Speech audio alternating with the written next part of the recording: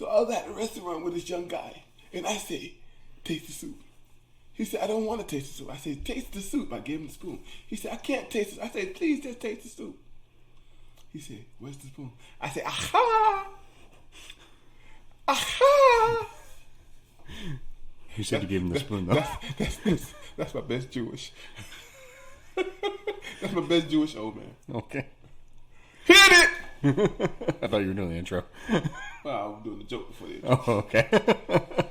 Well, welcome to this one last podcast. We should do the dad jokes before the intro so that we can make sure they get them. Hit it! What was I going to say? Welcome. Oh, yeah. Welcome to this one last podcast. Thank you for joining us today. To my left is D.E. Breezy. Oh, dyslexia. What's up? How are you? Fantastic. To my right is D-Easy. Where's the spoon, Slim? Where's the spoon, Slim? All right. How would Slim know where the spoon is? He's too slim. He doesn't have the spoon. There we go. All right. I was thinking you go with the little spoon Slim. And I am Ryan. I am Ryan Beyond Line, the big spoon. Mm-hmm. That's what we should name this episode. Not sponsored by Coca-Cola. So I don't know how you want to do. Do you really want to do the dad jokes first? We can do dad jokes. All right. So hear your dad joke first. No, you go first. I went first last time. I gotta get one. All right. I always like to keep my milk above my head because I prefer my milk pasteurized. We very briefly talked about that in the beginning before that we recorded. But, all right. You want to know why? I'm sorry. Do you want to repeat it in your head? That was Dee's version of a stepdad joke. Start in the middle.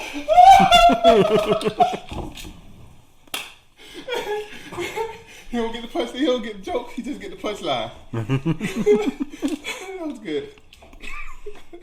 All right, it says, I'm afraid of calendars. Do you want to know why? Why, D? My days are numbered. Right. Trying a little too hard, D. Do we want to go for round two? Let's just save it. Let's just save it for the next round. After news. This would be good. All right, you got it. Do it. Oh, I'm first? Or are you first? Well, you wanted to continue it. Oh, you want to? Okay. Why do fathers take an extra pair of socks when they go golfing? I don't know why. In case they get a hole in one. Nice. Yeah, you might get a hole in one. Yeah. I don't trust stairs. They're always up to something. Always up. Doggone it. Them hooligans. Yep. Paul, get us one, bro. One. Just one, bro. Why did the chicken cross the road? Listen, guys, I would never steal your guys' thunder, okay? If you need a joke about abortion or racism, I got you. A dad joke? Nah, man. It's your time to shine. What would we call that segment if we had Paul just tell racist and aborted jokes? This one last episode? This one last jokes. That's one last joke. It works. Paul's canceled. I don't know. Hey, speaking of these nuts, Yeah. I was online looking for content for the gaming channel, Nudge, winkling. and apparently there's a company that's called These Nuts who sell nuts. Mm-hmm. A bold move, Cotton. Let's see if it pays off. Yeah, it ain't my company though. No relations. You're sneaking on us. No relations. No relations. Uncle Ruckus, no relations. No, but they had these pecan honey something that sound pretty good. Pecan honey nuts. They were honey something nuts. They had like a fruit with them or something like that. Made your mouth water, huh? You're like, ooh, boy, I can't wait to suck on those nuts. Ooh, doggy. Lord have mercy. Lordy. Never have I wanted nuts in my mouth so bad. Doubts. Oh, that one time at band camp. Nice. So, now we're done being silly, unless you want to continue on that story. What story? About these nuts. Unless No, that was was it. saying I ran across the country named these company named these nuts. Coolio. So keep an eye on their stock price. And when you're a billionaire, buy them out. Facts. When I get all my Jeff Bezos money, I'm buying Jeff Bezos out. And I'm going to be the one that's going to the top of the earth. Damn, going to the moon. I'm going to the top of the earth. Speaking of Jeff Bezos, did you know that Jeff Bezos is no longer the richest man in the world as of like 3 days ago? I thought he'd been no longer. I thought it was that other kid with the little hedge fund. No, it was right now. It's the owner of it was the LVXM brands or something. It's like Louis Vuitton, a bunch of super high end luxury brands. It just, and the reason they did it is because Amazon took like a 7% hit on the stock. Okay. It just kind of shows you exactly how much of his money and wealth is tied to the company that he made. I don't know. He went to the moon. He went to the top of the earth and came down and started getting black people money. He was like, "Here, Van Jones. Here's 100 million." Did I see that? Yeah. You know, when Buzz Aldrin, when he came back from the moon, he said that going up to, the moon, it really shifted his perspective. That, looking down on it, he could see all, before you see all these different creeds and colors and everything. When he looks down on the moon, he just sees one people. All losers who have never been to the moon. Suck it! You damn nerds. Yeah. That's a great America right there. That is a great America. American icon.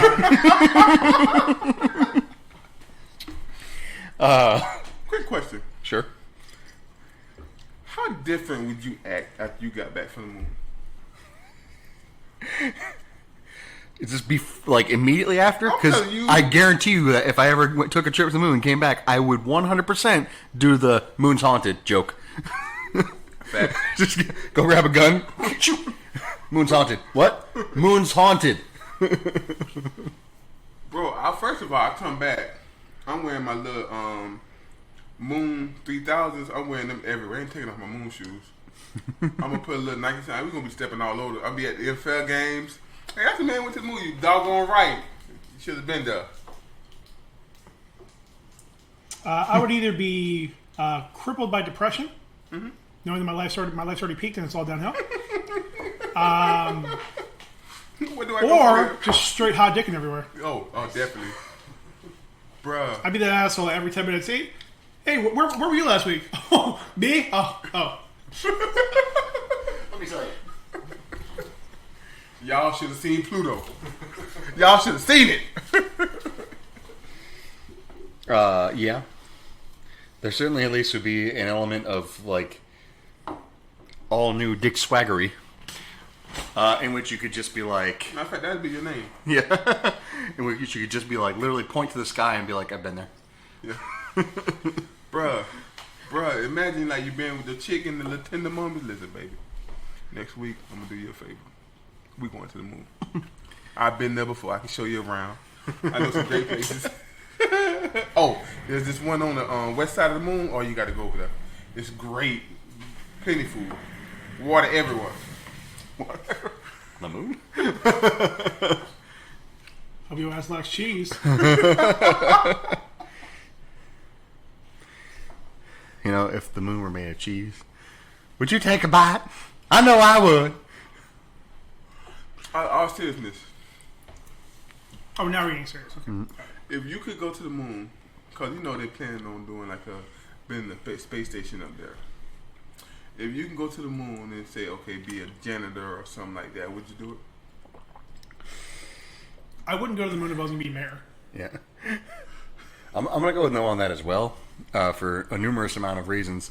As much as I would like to be able to say I've been to the moon, there's a lot of physical issues with going to the moon for extended periods of time. Being under lower gravity has a lot of different effects on your body. which would be not No, good. but they figured that out. They figured that out already. In this question world, Okay. Earth 27, we figured that out already. So it's just like Earth, but it's the moon. Yes. Well, no, it's just like the moon, but it's the Earth.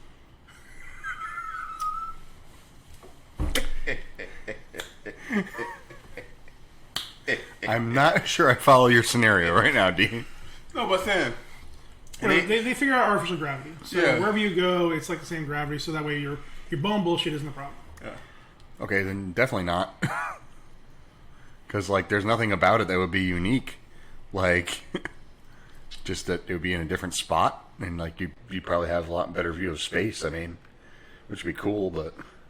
It would be tremendous. But no, I'm like one random rock away from like suffocating to death. I'm good. Did they figure out... Well, the other thing, did they figure out, like, atmosphere and things like that? Of course. So you don't need a suit or anything. You don't need a big suit. Wait, so in this world they terraformed the moon? No, I'm saying it's still like the moon like now. But it's just like you can live there though. Yeah, like in a base. Yeah. Okay. At Pluto National. I'm not sure what that. Okay. Ooh, definitely no. Eddie! Tell him Eddie! Yeah, I will say you're not a salesman. Huh? You're not a salesman. I can't say the moon, yeah. But I know Self. Much like Naples, Florida, it's a nice place to visit, but I wouldn't want to live Listen, here. man. Again, I don't like roller coasters. So that whole process is that's a no for me, dog. what if they got the elevator going? I hate long elevator rides. Are you kidding me? All right. But it's like you in the room playing PlayStation 5 all day long. What if you had like the elevator, like he's talking about, but it wasn't like a standing in an elevator? It'd be like taking a train ride or something like that, or a subway, or you could have your own private car and like do whatever you wanted. Hispanic women everywhere. Okay, you're describing different things. Now you're just pandering, and I don't like the attitude. Yo, I'm throwing everything at him. I mean, how can you sit there and expect him to ignore the lovely lunar locust? Luna la vida locus. Luna la vida locus. Anyways, We're so gonna ever get a show going. We just go. well, we're trying, but It's entirely your fault, dude. If you're wondering. It is. you seem to be derailing the space elevator, I seen a 60-minute video last night on. and you're gonna break it down minute by minute. I seen a 60-minute video about what would it take for us to get back to the moon. They even found little pictures of water. They don't know how the water is, but then they also found stuff on the moon to make water. And they're saying the way we can get a project going to the moon is moon mining. That's what it was. It was called moon mining. Can we moon mine the Earth? Yeah, there has to be a reason to go there. So they were saying the moon mining would pay for the trips. So I just thought it was interesting. I listened 60 minutes while I was playing Madden. Yeah, it was a really good video. We done? Yeah. Okay, just want to make sure. So, on to the news. Starting with a little bit of bad news. Really bad news. So, very little has been told or is known about Season 3 for Mandalorian. It's confirmation that they have not begun filming and probably won't start until late 2021. While Pedro Pascal finishes filming his role of Joel for The Last of Us on HBO Max or just HBO period? They just said HBO, but I mean, it'll be both. Okay. Otherwise, no news. Yo, he getting Aside that from the check, fact check. that we're not going to hear from Cara Dune, more than likely. He's getting that check. He's getting check from HBO and from Disney. Right? I mean, he's working on that Wonder Woman 84 money. He's getting a check from HBO and Disney. And he also had one directly from Warner Brothers for Game of Thrones. He was in Game of Thrones. I guess that was HBO as well, but Yeah. It just Comcast. he's a volume worker. Time So Warner, now he just Comcast, need, all those. a check from Netflix and CBS, and he's good. I suppose so. I don't think he's hurting for money though. On the good side of the news, though, same general area, filming has finished on the Book of Boba Fett in June, and expected release before the year's end. Star Wars Obi-Wan Kenobi is in production. Nice. Yo, I am just like at the tip of this whole Star Wars war, or I almost said Star Wars world. Just tip. Galaxy? No homo. The Galaxy's Edge? Oh my, bro, this is so good, bro. I am really enjoying it. And then you telling me I'm gonna get more? Mm-hmm. You telling me I'm gonna get more? I've been enjoying Bad Batch. The second, there was about 4 or 5 episodes where I didn't enjoy it too much, but now I'm starting to get back into it. They're still going. Yeah. Well, D, if you like more Star Wars, and you don't care about it being canon, there are literally volumes of books and comics that involve further adventures of all sorts of Star Wars characters. I ain't finna read now. You tripping? I'm finna go to comics. Your boy Rob at comics. What is Oh, it? man. Oh, Star Wars. Oh, Yoda. Oh. I don't think he'd go that far back. But, yeah, it's just me. In my understanding, he used to be a security guard, and he would just read the comic books while he was at security guard. No. I should do that. They make There some you money, go. but I ain't got time for that. Ain't nobody got time for I that. know I got time. Well, you can just make videos about stuff that you know. I have Minecraft. Minecraft. When you put up a new video on Minecraft? Where was that? Where can we watch that, D? You can go over to the internet at youtube.com/gaming and snacking. That's gaming and then the and sign snacking. Cool. Dude, who's your audience? If you're trying to advertise the YouTube website. Well, my biggest video is us eating some hood snacks, and that's 648 views. All my food videos I are ain't like big. complaining about that. I'm saying you're directing to the website. Everybody uses the app. Everybody uses the app. I just want That's to like saying, hey, man, watch it on Netflix.com, yo. I don't know, man. I'll be taking these YouTube courses, man. They tell me what to do. I think you're watching the wrong videos. YouTube certified. I'm playing company boy. So, Top flight. if you search for gaming, ampersand, snacking, all one word, on Google, it will take you first result to your channel. Really, first result. First result. Oh, look at that. They like me. Y'all come check it out. So, there you go. Just Google gaming and snacking. Obviously, if you want to check out more of our content as well, just Google This Won't Last Podcast. And you can check out all our various links. All of them. All of them. The socials. Well, pretty much all just socials. The Facebook, the Twitter, the Instagram, the Tumblr, allegedly.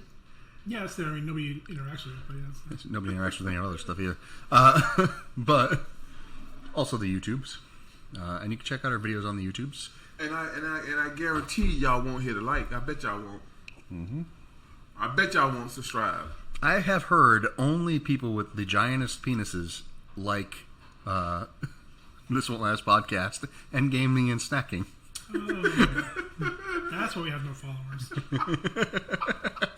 Nobody has a giant penis? Paul says you don't have a giant penis. So prove him wrong by liking our... Y'all some weak sauces, man. Yep. Weak sauces.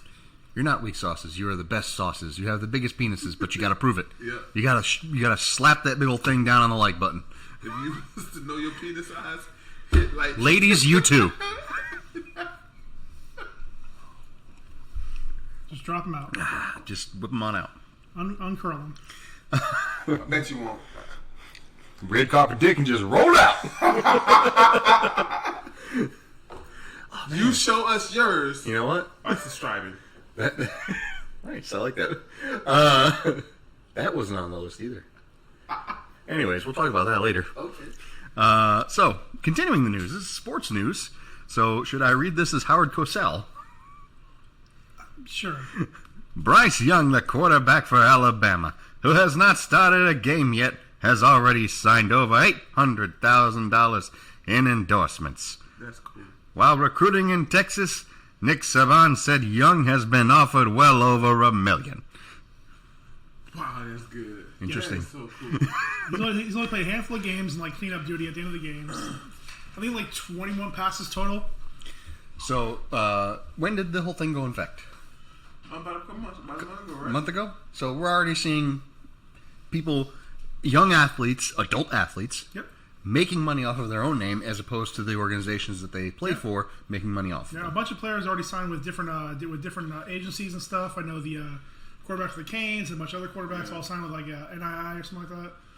I ran into Baby J the other day, DeVar James. He was not only was he a starting running back at Miami Hurricane, but he was also on the video games a breakout player. Mm-hmm. And he said his jersey was like top 5 at the school for selling. Miami jersey sell, especially at number 5. Mm-hmm. And he had high jersey sell, impact player on the game. He said, "Man, I was rocking around school with $20 in my pocket." Yep. Not right. I say, that's messed up. Yep. Bro, But they're supposed to do and when EA started doing payouts, they're supposed to do paybacks. They talked about doing paybacks. Cause all along EA wanted to pay the players. They never not wanted to pay them. Yep. They just don't want to. They don't want to pay their workers. No. It's what the whole issue was that it was the NCAA. Yeah. Didn't want the players to get paid. He's referring to EA specifically. Yeah. Oh, Pay their own employees. Oh, yeah. But that's the problem with the industry in general. Crunch time. Pretty much. I don't even want EA to get the college game. I want somebody else to get it. Maybe 2K. Maybe. If you have the track record. 2K, they do things right. At least they try. So it just goes to show progress that happens. Oh, It doesn't happen overnight, though. Because, I mean, really, if you think about it, like, in the last 30-ish years is when it really started being a thing because you're talking about, like, video games and stuff. Yeah. Like, that's where, like, you're making extra millions of dollars off of these people's likenesses. Mm-hmm. And they're getting nothing. Like, it's one thing to say, okay, we own the right to the number and the jersey. Like, especially if you're not putting their name on the back. But to put the actual person into a game, their likeness, their stats, their everything, and their name, and just tell them tough shit.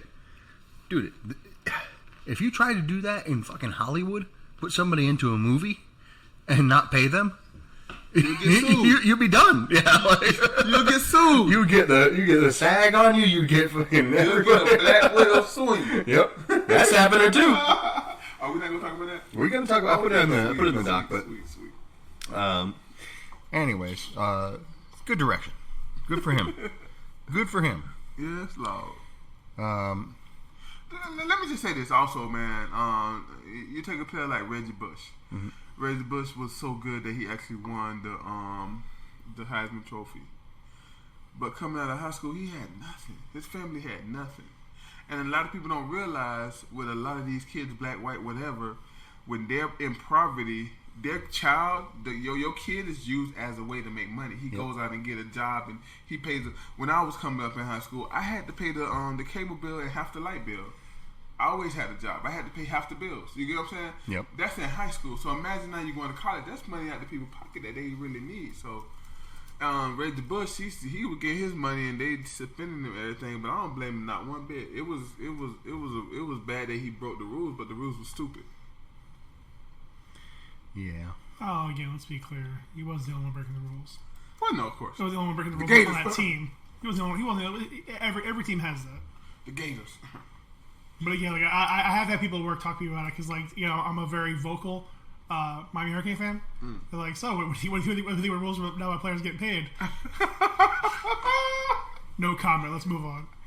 We can ruin our dynasty over that bullshit. Y'all ever hear the Reba McEntire song "Fancy"? No. Okay. Kind of reminds me. Here's your one chance, fancy, don't let me down. But it's about a poor poor single mother who raises her daughter to basically like not be a prostitute, but like be a socialite. Like, and the whole idea of the song is like not a prostitute, but in them streets, just to go and wow and amaze the men, and she ends up rubbing elbows with all these famous and wealthy men and things like that. Not fancy. Let them see it, but don't let them touch it. Here's your one chance, fancy. Don't let me down. But it reminds me. It's like, a lot of people, like you talk about, people are in poverty and they're looking for their kids to be their way out. And especially when, like, you got a child who has talent. Yeah. And you want to do the best that you can to make sure that they're not taken advantage of. I'm going to just say this. If I had 5 little boys that could sing, I would not whoop them. All right, Joe. Wait, when you're talking about... But Joe is the hero in that story. How is he not the hero? When you were talking about Zion earlier, I was going to call you Earl Woods. But how is he not the hero? How is Joe Jackson not the hero? The boy, they live that fancy. The man walking around with a monkey. His son was walking around with a monkey. Listen. That's the hero. Out of all the kids, I think only one is still not really off their rocker or... Janet, all right. That's what I'm talking about. Only one. Is that Chris Rock? This is a joke. I wish my dad would beat my ass in superstardom. Chris Rock. I don't know. It's a different world, man. Don't get me right. As Paul is wont to say, it was a different time. That's because that shit's still going on. 60s and 70s and what they call soccer mom now or something. It's called AAU. Yo, that's nasty. I don't even want to get into that, but that's nasty. So I'm gonna let Paul lead on this one, but there was a new trailer for Let There Be Carnage. I didn't actually watch it. Oh, I did. It was pretty good. Yeah, it was really good. What, did it show anything new? Yeah, actually a lot of it was new footage. Do you want to lead? Yep. They fixed your boy Hal. They got rid of the curls. Good. That was the best thing about the trailer. I'm gonna be honest with you. Like, I get that in the comics, like he had that wild, bright red hair and all that. It's like, just let Woody Harrelson be bald. Like, it's not that big of a deal. No, he got the it was this kid in school. His name was Miguel, and he had that. He always wore that hairstyle that Woody. I always call it the Miguel. But anyways, breaking down the trailer, it was a pretty good trailer. It started with Well, it starts all over the place. Yeah, it really Again, does. he's still fighting with Venom a little bit because now he's like really being strict on like not eating people. Yep. So he's like, he has this like deal on him now. Punch him in his face. He's having to fix your face and then punch him again. That was pretty good. So the fight with the he was like, yo, if we keep eating people, we gonna get noise by Area 51 and all that, and then it goes into him visiting the Carnage dude. What's his name? Cletus Cassidy. He visits Cletus.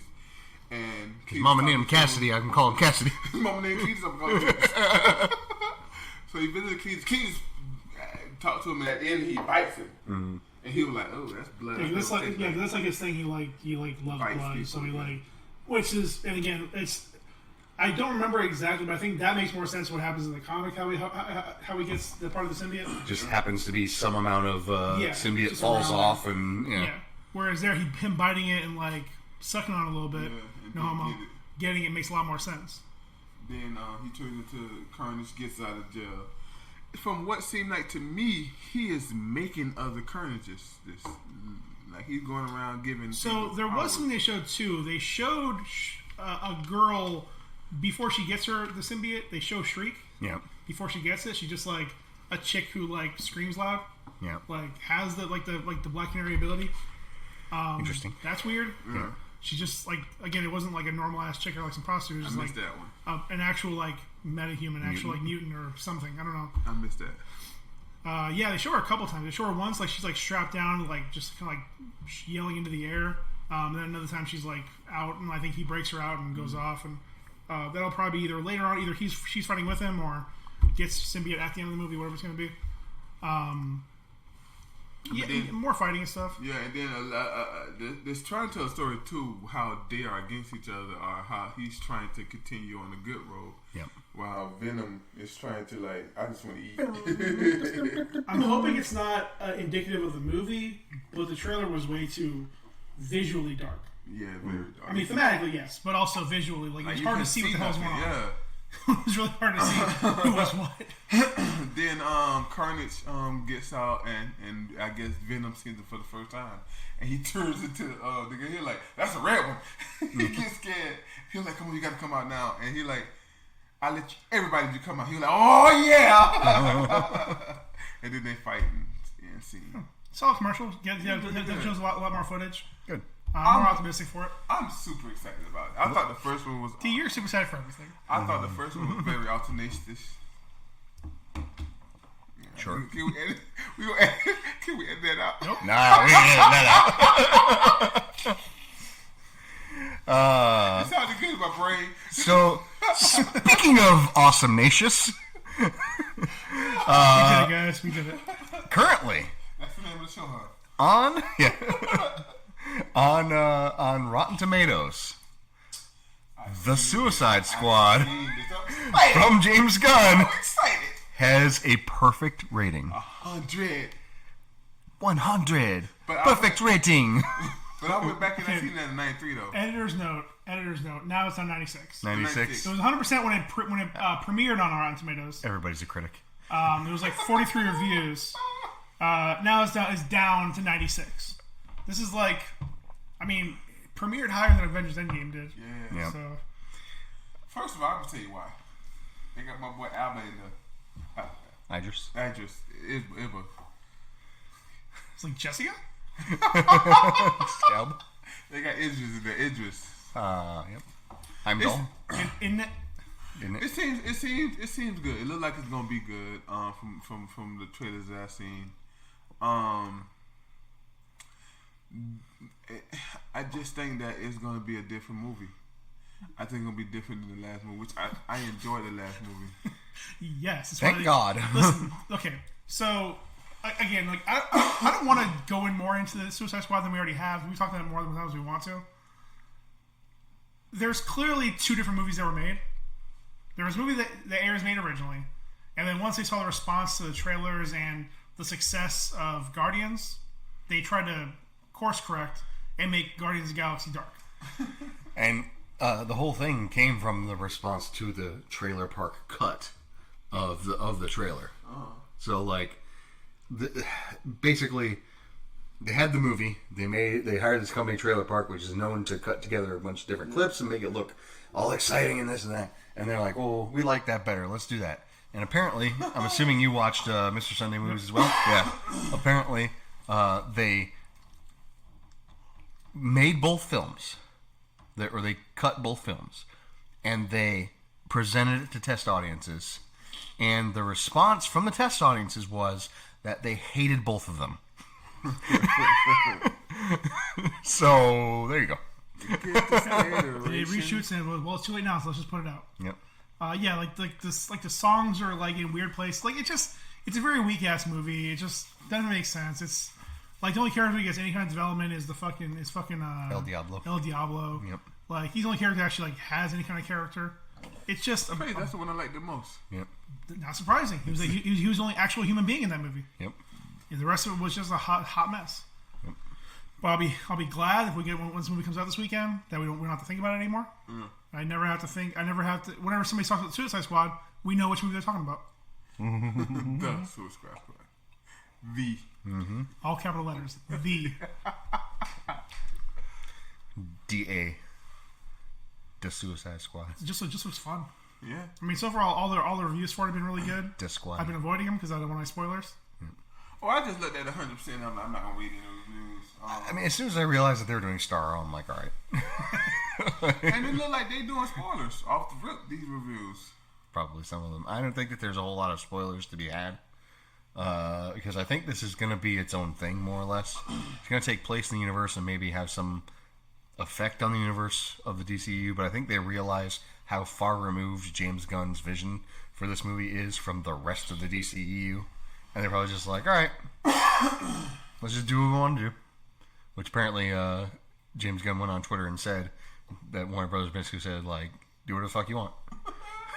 I mean, at this point, they just don't know what to do. They just don't know. So, like, fuck it. Like, they were hoping, having the... I'm going to make so much weird stuff. They were hoping to have the scapegoat of Jeff Johns and cover a lot of problems. Do the Rob. And I'm going to tell you, I'm less hard on movies because when I go look at a movie, I'm not really trying... I'm really just trying to see what the movie is trying to say or what it's trying to portray. Right? If I say a movie is bad, it's because it was confusing. Like, it was literally confusing. Every movie ain't a good movie, and I understand that. But, like, okay, perfect example, Space Jam. Space Jam, most people say it's not a good movie. It was a right movie. It had a good message. It kept my attention. The first that one? was good enough. Both of them. Both. So that's how I look at movies. I think you guys look at it a little bit to be critical of certain things that you may or may not like, and that may be because you got.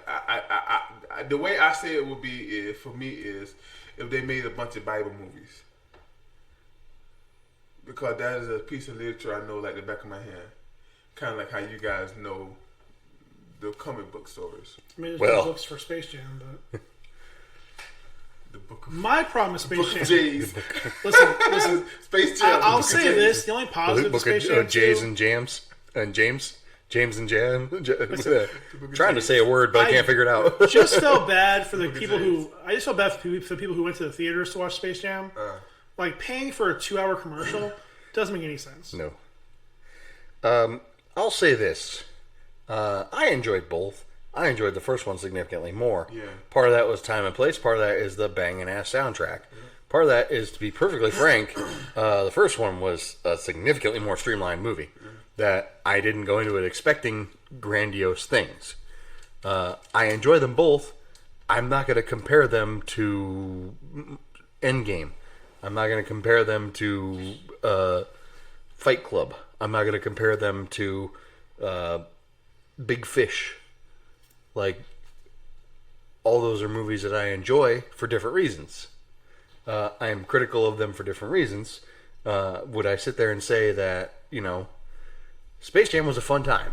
Is a good, a good goof. We could see the greatest athlete in the world at the time hamming it up on screen and joining these classical cartoon characters and seeing all these celebrity cameos. Yeah, it was a fun time.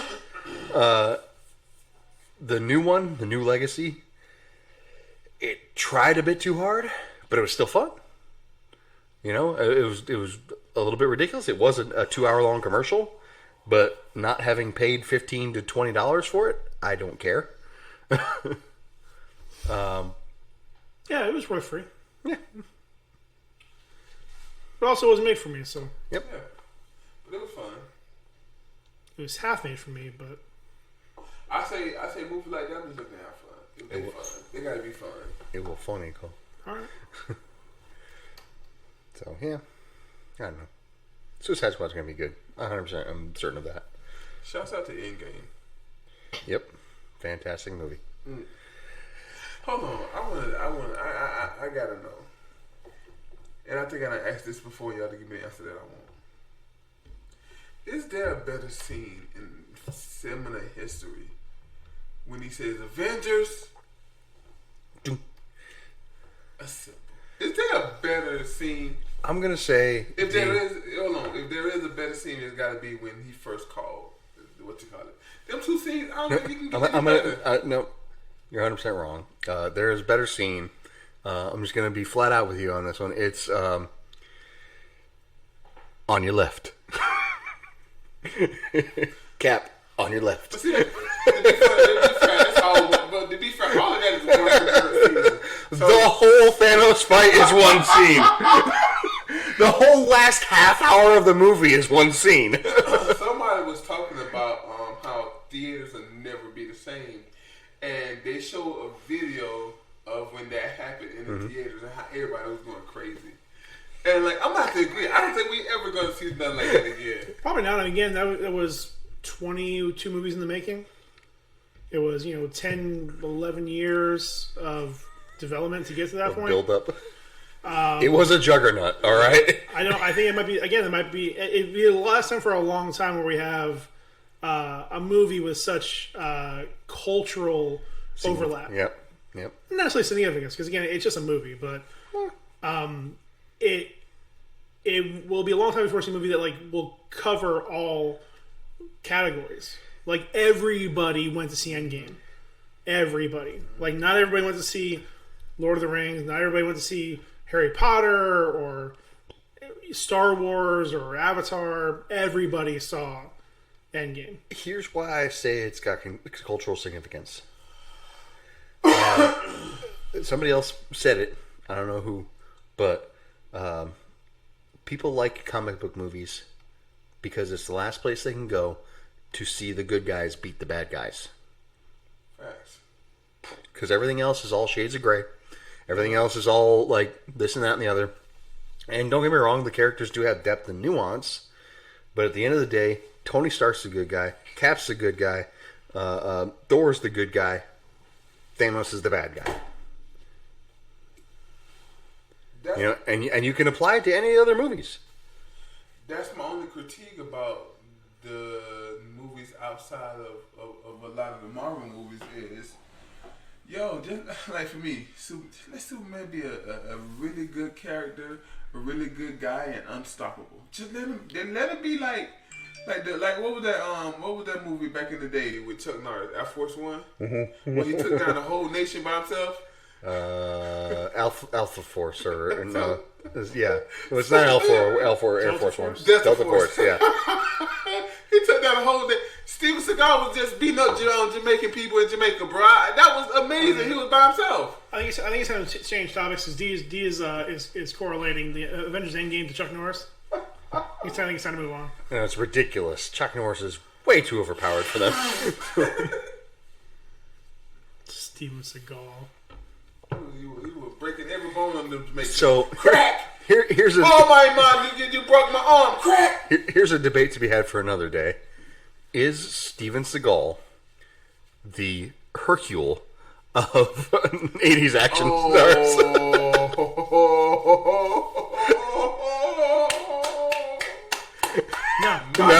No, he's not. Who is? Well, again, so if you're saying the Hercule of action stars, if you're talking about the entirety of Hercule, specifically the actual best normal human fighter who has to be a clown compared to the people who can punch planets apart. Hercule on his own is a good fighter. Yeah. Steven Seagal, I don't believe, was ever a good fighter. Well, he used to be a cop. Well, he is a cop right now. I've seen a lot of cops. Okay. Carl Winslow was a cop. Hey, big guy.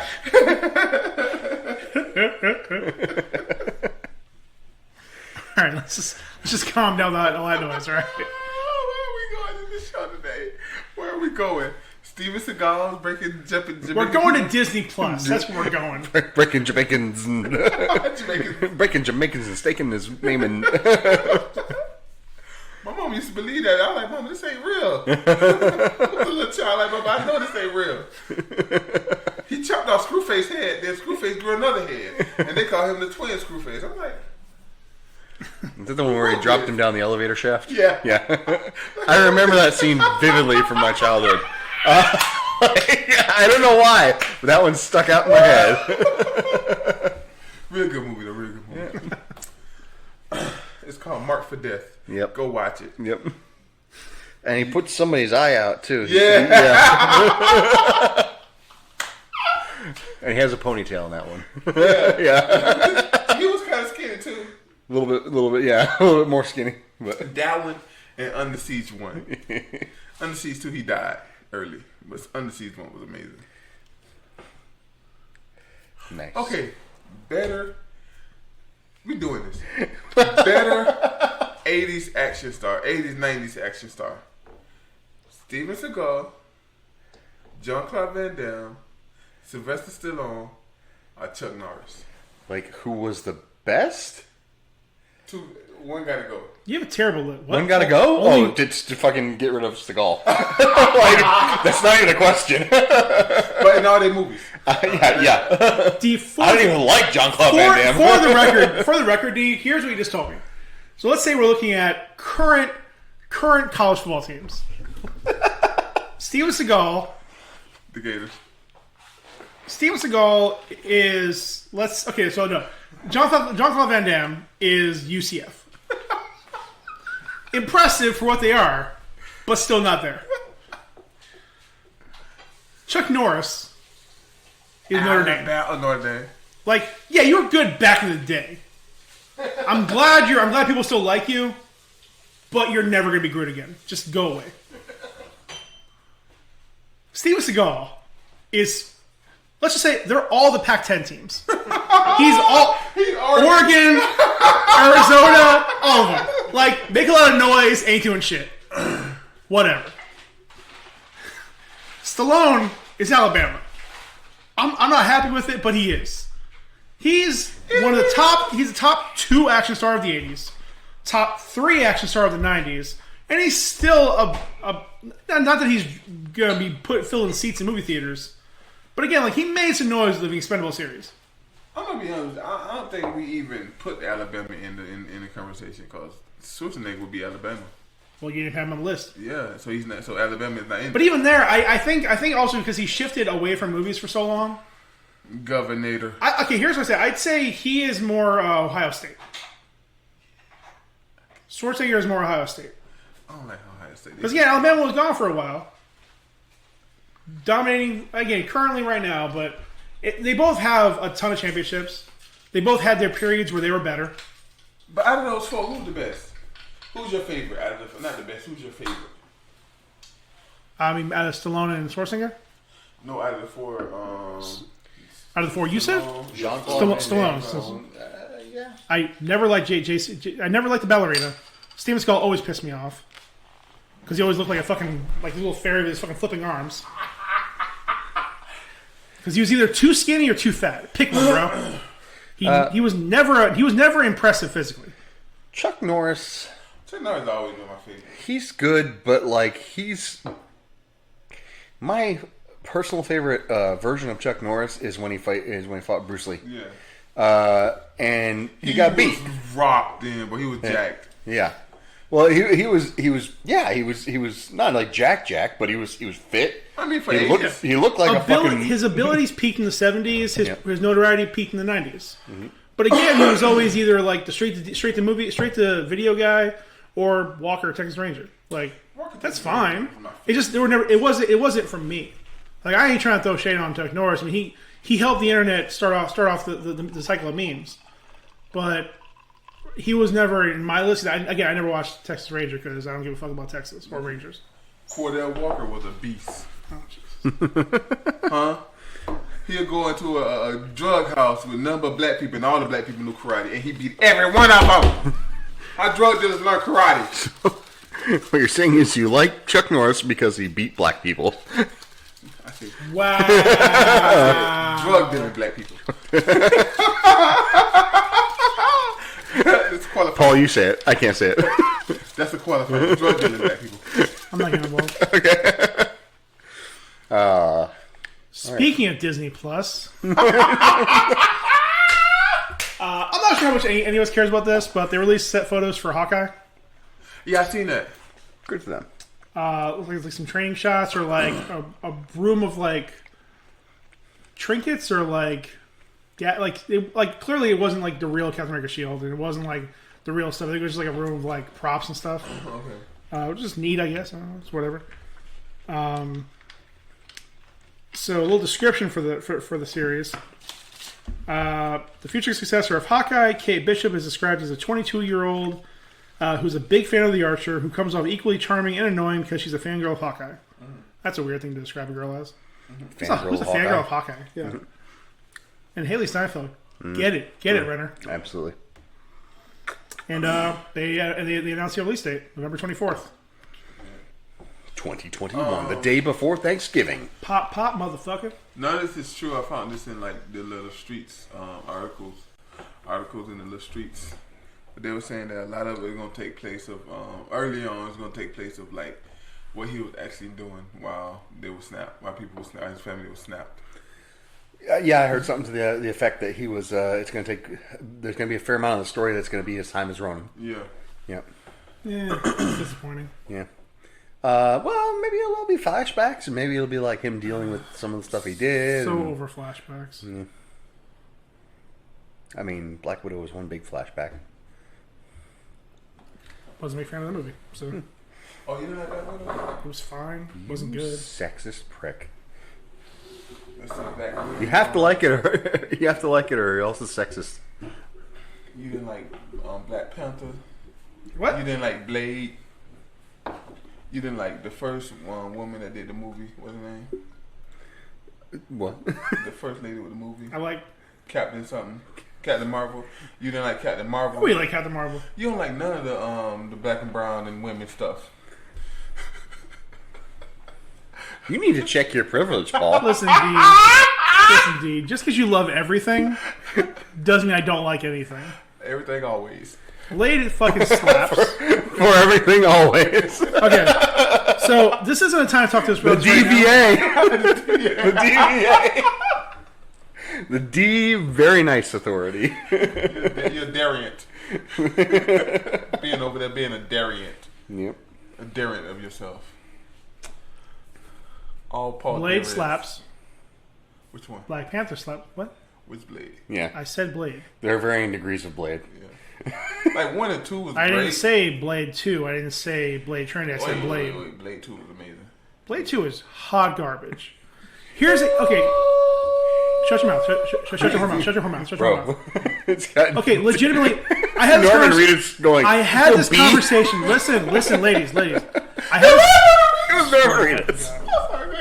I had this conversation earlier today with Kevin. I one day I will have this conversation on this podcast because I need to do a deep dive as to why the internet and me disagree so much on this series. Overall, I've come across reviews, conversations. The tier list for them, tier list for me is Blade 1, Trinity, and then Blade 2. Mm-hmm. The internet seems to be Blade 2, Blade, Trinity. And like a wide margin between Blade Trinity, and Blade 2. 1, 2, and 3. 1, 2, and 3. I'm in that order. Okay.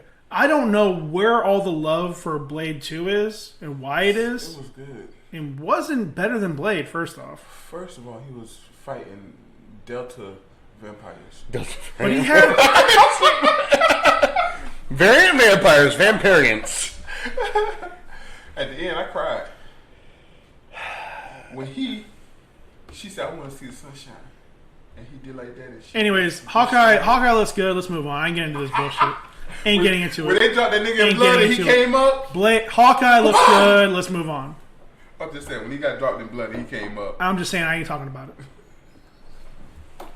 Move on. You can't hit because the internet don't like you. Speaking of people not getting the credit that they deserve, Scarlett Johansson is suing Disney for breach of contract in regards to the release of Black Widow.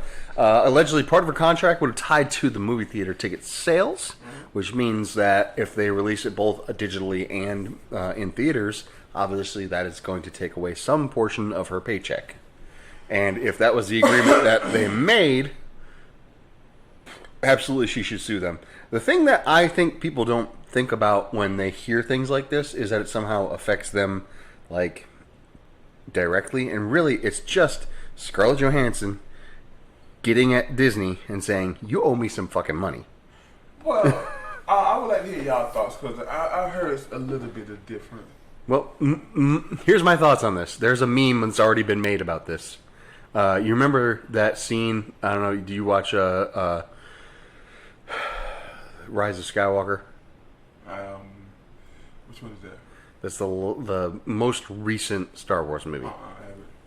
So, in that movie, it turns out that, spoiler alert, Hux is betraying Kylo Ren, the Empire, whatever, and giving them information to the rebels or whatever they're called now. And he says there's a moment where they like find out and they're like, why are you doing this? He says, I don't care if I win. I just need him to lose. So I don't care if Scarlett wins. I just need the mouse to lose. That's my thoughts on the entire thing. It's like they've been pulling from people too long. They need to fucking pay for that shit. I mean, obviously, again, I didn't do any research because I didn't want to get into it. But if the contract says specifically it will be only released in theaters, then she should get paid. They breach a contract. However, if they obviously that when the movie was made, it was filmed 2 to 3 years ago before any of this shit happened. When they were not releasing movies on Disney Plus. It's still a dick move to not make some adjustment, some amendment to the contract where she gets a cut of that. Yeah. That should count towards it. Because again, they made, in the first 10 days, like $60 million? Yep. Off that. So, I mean, she should be getting some money off that. So, yeah, she has every right to sue for that. Kevin Feige came out and said it was a dick move. Yeah. Like, well, he didn't come out and say it, but he's being reported as saying he was angry at Disney. Very mad. So, yeah, if that's what the contract says, or she should be making something off of that, because obviously it wasn't done to not pay her. It was done because they realized theaters aren't still fully available everywhere. Yeah.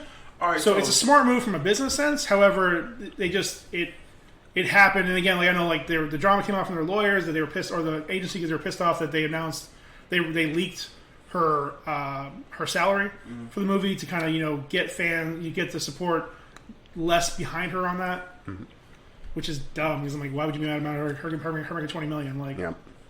Plenty more of the other Avengers made more money. What did RGJ make? Yeah, for real. Well, again, he's also for 12 years, he's still the face of the fucking franchise. Yeah. So him getting a cut of it makes a lot of sense to me. Again, he started this motherfucker. Yeah. He's half the reason that there was more than one movie in this franchise. But she was there from the beginning too, though. Like she was there in the first movie, wasn't she? She was in Iron Man. No, she was Iron Man 2. Right. But she was introduced.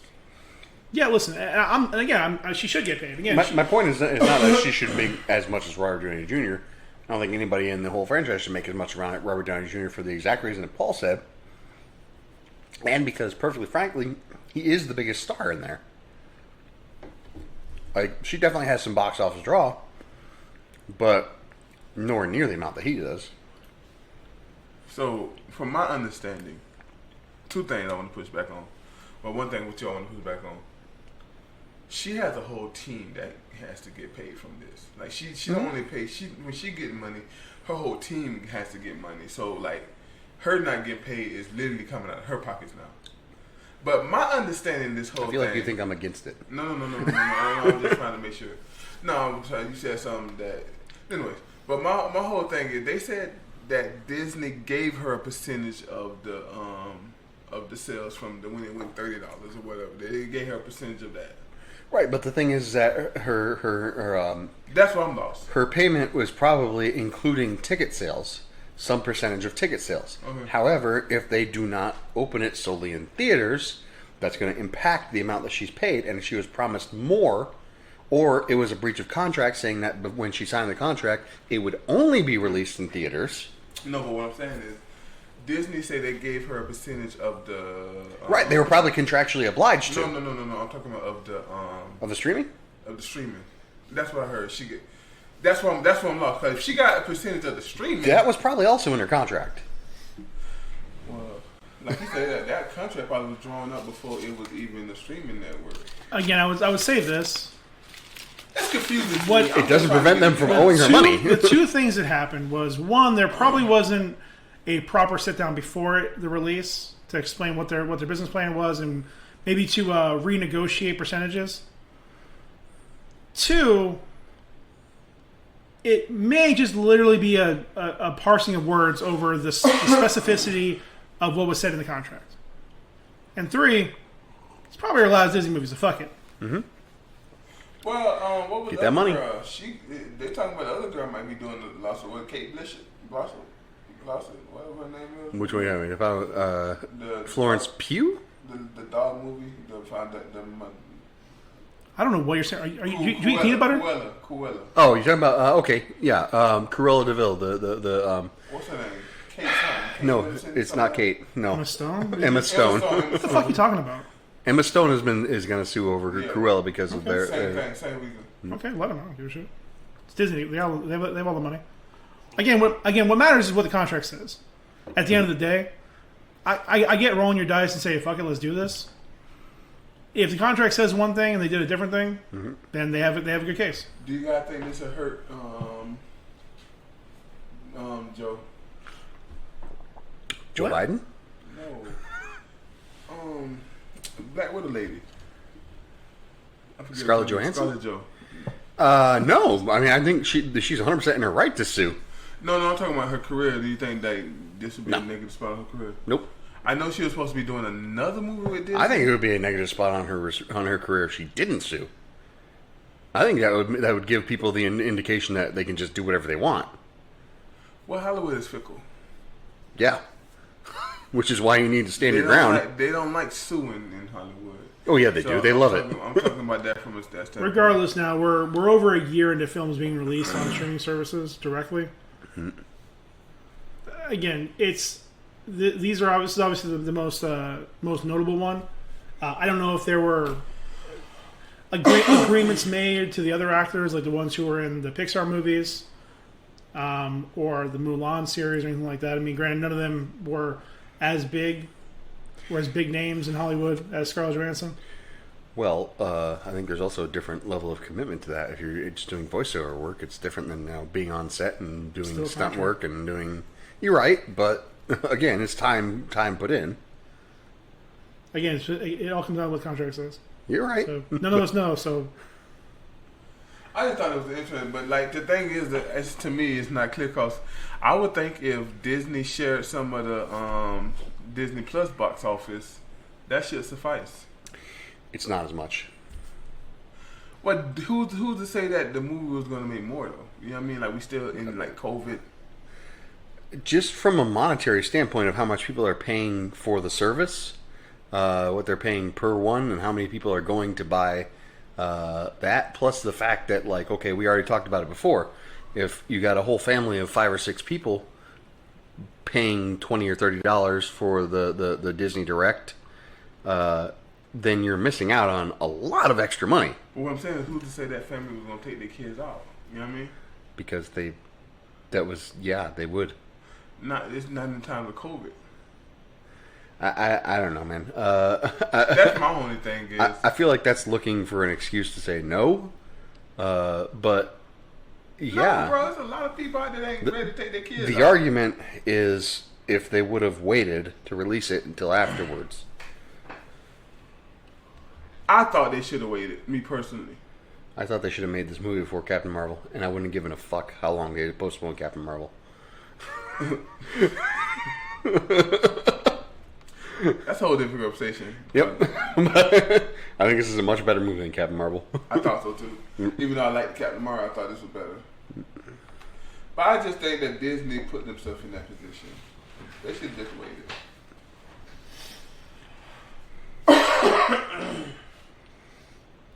no, I mean, they just want to get it over with. Again, they didn't want to be releasing this once they're already like into the new films for the next phase.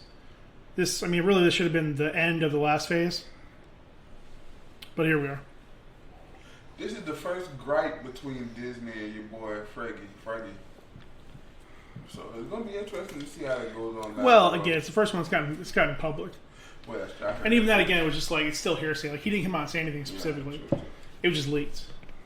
And now that he has even more people looking at him, because he's like the guy. He's like number 3 at Disney right now. I want to be the First guy. of all, they let him go. I know about 7 different universities that would love to pick him up, including the DCU. But he loves Marvel. That's his passion. No. I said if they let him go. If. They wouldn't let him go. They couldn't afford it. They would get rid of the CEO before they get rid of him. Yep. But the CEO don't have the new CEO don't have too good of a record. Now there's a lot of mumbling around what he's doing. Kevin Feige has the best reputation in the entire goddamn. Well, he has the best reputation right now, the best string right now in Hollywood. Mm-hmm. It's him and Favreau. Yeah. And Favreau can go anywhere right now, bro. He He can go anywhere. I hope him and Filoni get the Star Wars universe. Bro, how is that not happening yet? Kathleen Kennedy has a lot of pull in Hollywood. Because she's just been around forever. Listen to the people, man. Listen to your heart. They don't have to. They're the biggest game in town. That's fact. Jeff Bezos went to the top of the earth. Disney, they go to Saturn. Can't fire him, man. And he thanked everybody for paying for it. I want to thank my workers.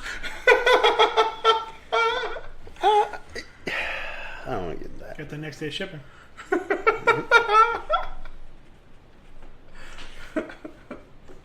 I don't know. That's a whole new level of like that joke about like where they say the worker sees his boss's car, it's a really nice car, sports car, whatever, and he says, well, if you work hard and you get to work on time every day and you work extra hours and I can buy another one next year. It's like that's the new level of that joke. But really hard, you may watch me go to space. Yep, you may watch me go to space.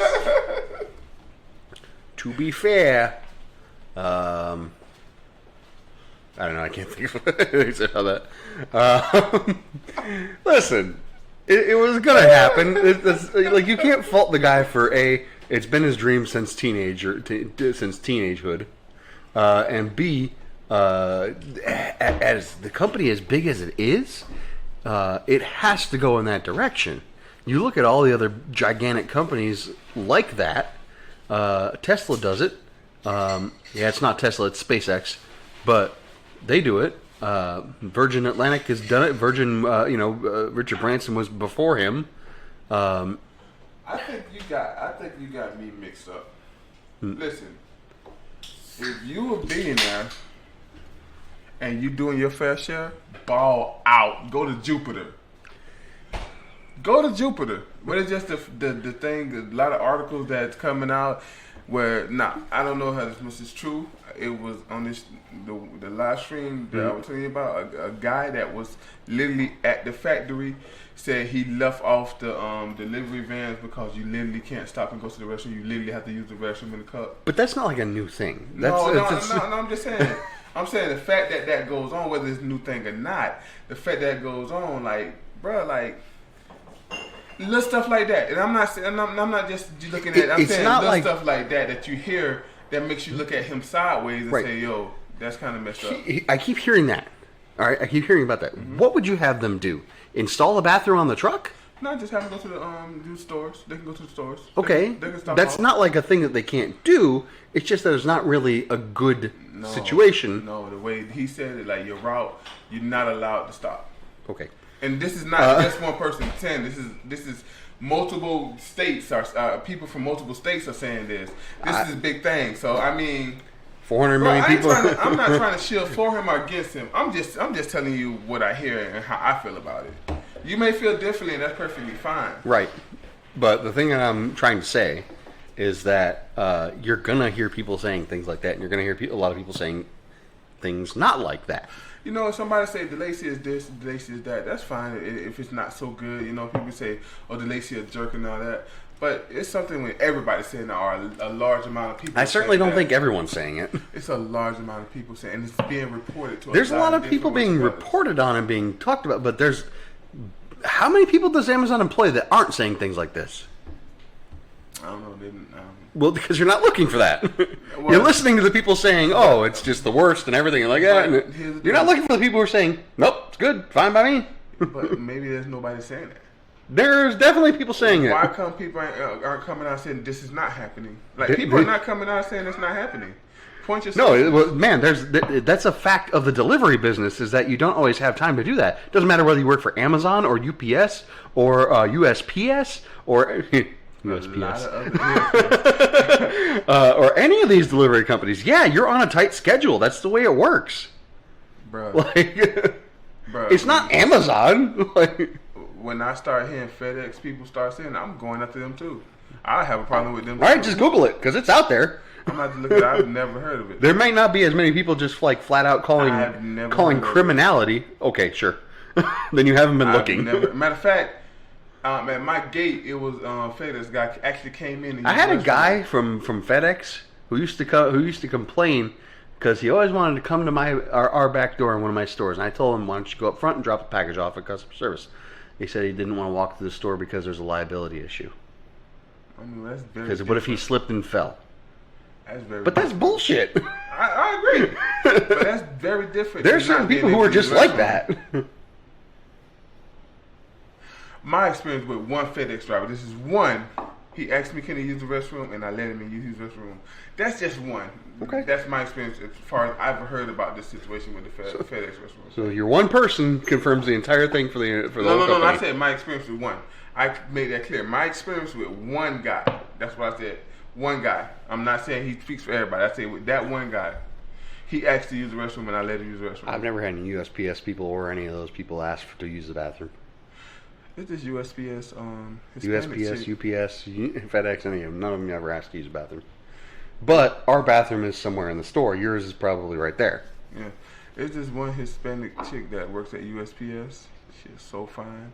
But in the beginning, she curved me nasty because I came to the gate late. I was in the restroom. But lately, she's been waving and talking and conversating with me. I'm wearing a down. I'm wearing a down, bro. Love. Speaking of wearing it down, there's been an unbelievably high number of celebrity deaths this month. Wouldn't you say so, Paul? Yeah, there's a lot more that I didn't put down because I figured most of our people wouldn't know who they were. What do you mean, our people? What do you mean, you people? What do you mean, our people? I'm offended. There's barely anybody listening. Yeah, it's just us. It's just us. Only one person with a VPN. Facts. We had about 3 downloads on our last episode. Appreciate all 3 of you. Yep. Appreciate it. If you guys can just migrate over to Instagram, we'll just do more over there. Let's just turn this into a gaming channel too. Let's play spades every Tuesday. What do you gotta do? And have conversations. Kevin, you're up. Mm-hmm. So who died this month, Paul? You tell me just a friend. I'm just gonna go in chronological order. Do whatever makes you comfortable. Let's make it easier. I don't want to say one death was more impactful than You another. speak your truth, Paul. Baby, I mean, this is literally just a list of deaths. I mean, it's no truth or It sounds like your truth. subjectivity. Here. This is a list of people who died. This is what I believe This one's gonna hit D my first. truth. This one's gonna hit D first. Richard Donner, What's that? Director. Superman, The Goonies, Scrooged, the Lethal Weapon series. Okay, yeah, I heard about him. The lethal weapon guy died. Yeah. I mean, granted, he was 91, so it wasn't exactly a surprise. He died back on July 5th, allegedly in natural causes. Allegedly. You may or may not know him by this name, but Paul Orndorff, That sounds familiar. better known as WWE Hall of Famer, Mr. Wonderful, Oh, he died? back on July 12th. How old was he? 71. Oh, that's Jesus good. Christ, that's ancient for a wrestler. He made it. He did it. He made For it. real. That's He for made it. real. I'm laughing. But If your last name isn't Flair or McMahon. Oh my god. This isn't a new shirt, but okay, so actually on this point, sorry, this is off topic, just lighten the mood a little bit. I was at work Sunday, walking by, I was just pissed off day, bunch of bad shit. Came across this, like, I don't know, this guy maybe a little bit older than us. And first I looked at, he had a Wu-Tang shirt, I was like, oh, that's pretty cool. Looked at it closer, the first half of the W was Ric Flair. I was like, thank you, sir. I almost stopped and said, great shirt, but I don't think I was hitting on him. Speaking of Wu-Tang, I think that somebody took back possession of the Martin Shkreli Wu-Tang album. Yeah. Yeah, it was bought in an auction. I didn't see who bought it. I didn't do any research on it, but yeah, I did hear that it's changed hands. Good for them. Good. Who else died, Paul? Half man, half myth, half legend. Biz Marquis. Oh, I thought you were saying Tracy McGrady. But I thought you said he was just a friend. Yeah, his funeral He was was more yesterday. than just a friend. Yeah, no, I heard a bunch of people went there, and they began nothing but positive stuff ever since. I mean, Yeah. That's good. He was big in just going out and just loving on folks. So that was good to hear. yeah, died back on the 16th, 57. Diabetic related causes. Everybody's saying that 57 is young. It is. Nowadays. I would say, your typical life expectancy is what, like 80-ish now? Even for men? Yeah. Even for black men? Hey, Google. 35. What is the life 42? expectancy for men? According to Statista, in 2019, the average life expectancy of men at birth in the US was 76.3 years. That's pretty good. So that's not bad. Which means that, like, That's true. on That's average, good. you're going to die 76, but you got outliers in the 80s, 90s, 100s. Yeah. And don't get me wrong, even that, you think that if you're taking in life expectancy and you're taking all these young deaths and accidents and things like that, maybe the average is slightly higher towards 80, 90? Now, question: 85? This is a serious question, no jokes. Would COVID bring that down? Potentially, yes. Just because it's an average. Like, it depends on who actually dies and what age they die, Yeah. But, yes, because there's going to be more deaths, and you're going to contribute a lot of younger deaths as well. Now, if it was strictly people above 76 who were dying, then no, it wouldn't. But Is Betty Wright? Betty Wright's still good, right? Huh? Betty Wright is still good, right? Betty She's White. still alive, allegedly. Nobody's seen her in a while, but... this one's a deep cut. I don't think Dee knows him. Jackie Mason. He passed away. What'd he do? comedian. He's a comedian. He was around forever. Yeah. Probably, movie-wise, most notable, Caddyshack 2. Alright. He was just in a lot of shit. He was one of the guys who was around forever. Never was like number one comedian ever, but was just around forever. He has a do the voice. Fuck. He's very. He's like a. Fuck. I can't do the voice. It's a really weird voice. Not gonna get into it right now. Anyways, he has a very very distinct voice. Very kind of like this voice. I can't do. I'm not good at doing his impression, but I can't remember anyways, but I need to practice it. anyways, I'll do it on the night. he's dead now. It doesn't matter.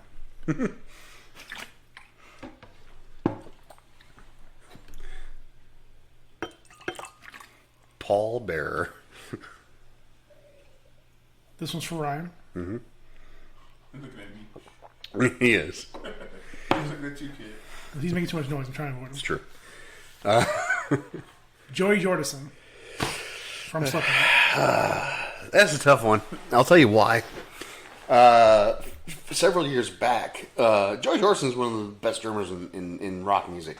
This guy can play kick drums at 300 beats per minute. Wow. Like, he's one of the best in the fucking industry. He's that's this insanely fast, good, capable metal drummer. That's crazy. This guy had a disease, and he didn't find out about it until like the middle of a show.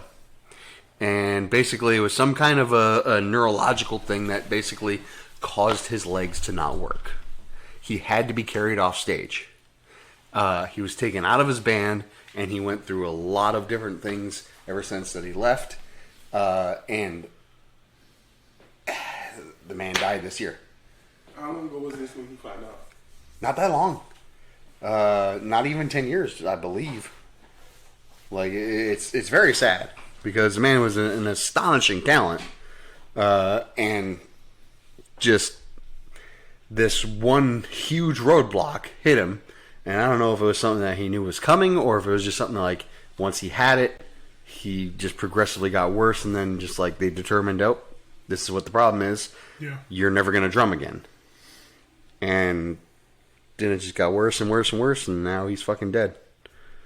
He was only 46. Yep. The fucking Keith Richards and Mick Jagger, those pieces of shit won't go away. Drummers tend to die off quicker. I don't know. Just maybe it's just because of the high level of activity, a lot of heart issues, but certainly, I mean, like You look at some of the best drummers around. A lot of them died young. Your John Bonhams, your Keith Moons, but fucking Ringo's still kicking. One of my favorite quotes about Ringo is during an interview with the Beatles. The interviewer asked them, "What makes Ringo the best drummer in the world?" Their response, "Ringo's not even the best drummer in the Beatles."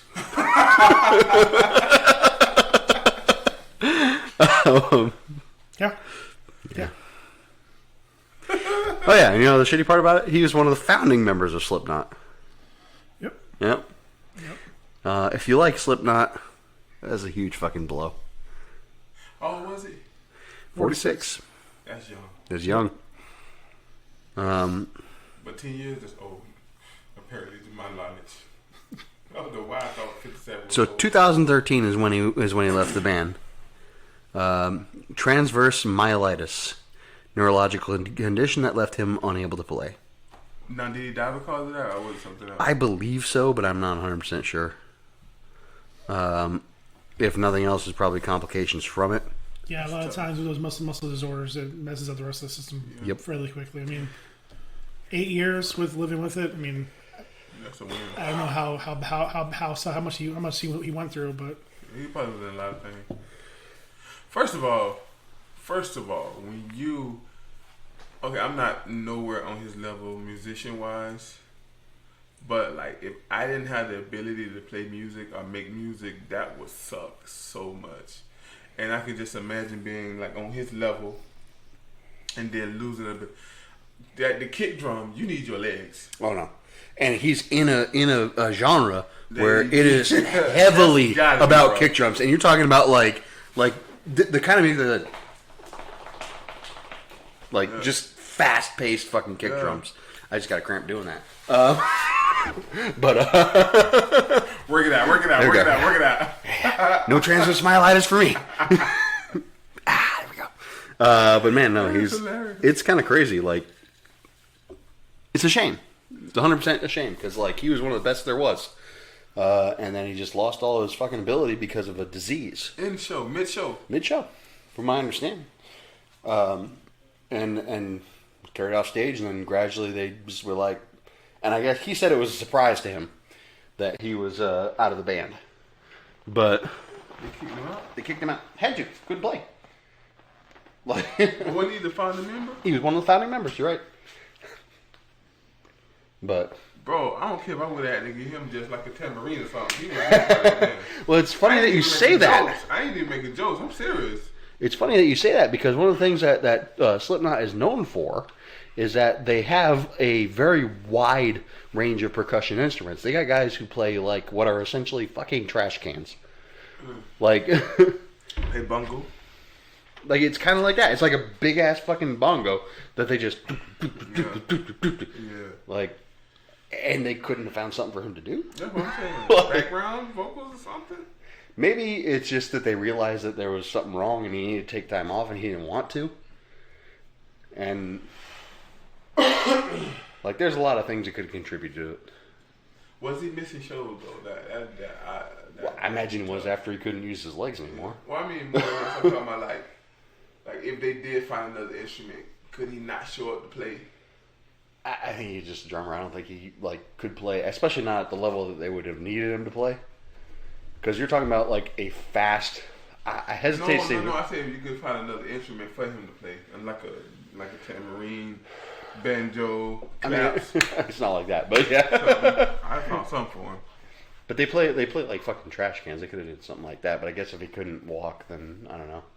He could have played the drumline drums. From my understanding, he's a very dedicated guy. I think he probably just wanted to keep going and wasn't willing to accept that he couldn't. Like, that would be my guess. Another thing is, they'll tell you, man, when you sick, there's this lady, she is so beautiful in my community. She's like 100 and some years old. And she has cancer, and she done had terminal cancer for almost 6 months now. And like, she had a stroke a week ago, and we thought she was gone. she couldn't talk or nothing. Then like a week later, she like, hey, I'm talking again. Like I was like, yeah, I didn't get rid of. She called me Cinderella. She called me her Cinderella. That's that white people money. I'm just saying. But she is such a fighter. But like she just like she is like. I don't know. They say if you have something to live for, you fight harder. You last longer. I would certainly say, there's some legitimacy to that because I mean, like, whether it's just because you decide to keep breathing, or you decide to get up and move around to get your heart rate flowing, or whatever it is, there's some legitimacy to that. If you just lie in bed all day, eventually, you'll fucking die. I really believe that positive vibes and negative vibes really have an effect on your body. Yeah. So I ain't getting too deep into that, but it's great. Who else died? Well, last one, not to skip over it. Dusty Hill from ZZ Top. that's unfortunate. Who was that? 72. One of the guys with the beard. Yep. One of the guys with the beard. The interesting thing about that is... What did he do? He played guitar for ZZ Top. The interesting thing about that is that the only member of ZZ Top who didn't have a beard was Frank Beard. Way to buck trends, buddy. Dusty Hills, that sucks, but the man was in the 70s, it happens. Oh, well, did he? Yeah, good run. Yeah, he hit he passed he broke the record. Yep. Beat Joey. What is Life Expectancy? He beat Life Expectancy. I'm not quite, but he did alright. Oh, close. You're 72. Well, the Bible says God give us 7 scores of 4, 10. It's 70 years, whatever it is. That's what you guaranteed. Apparently not. Well, I mean, you could do something to like lose that 70.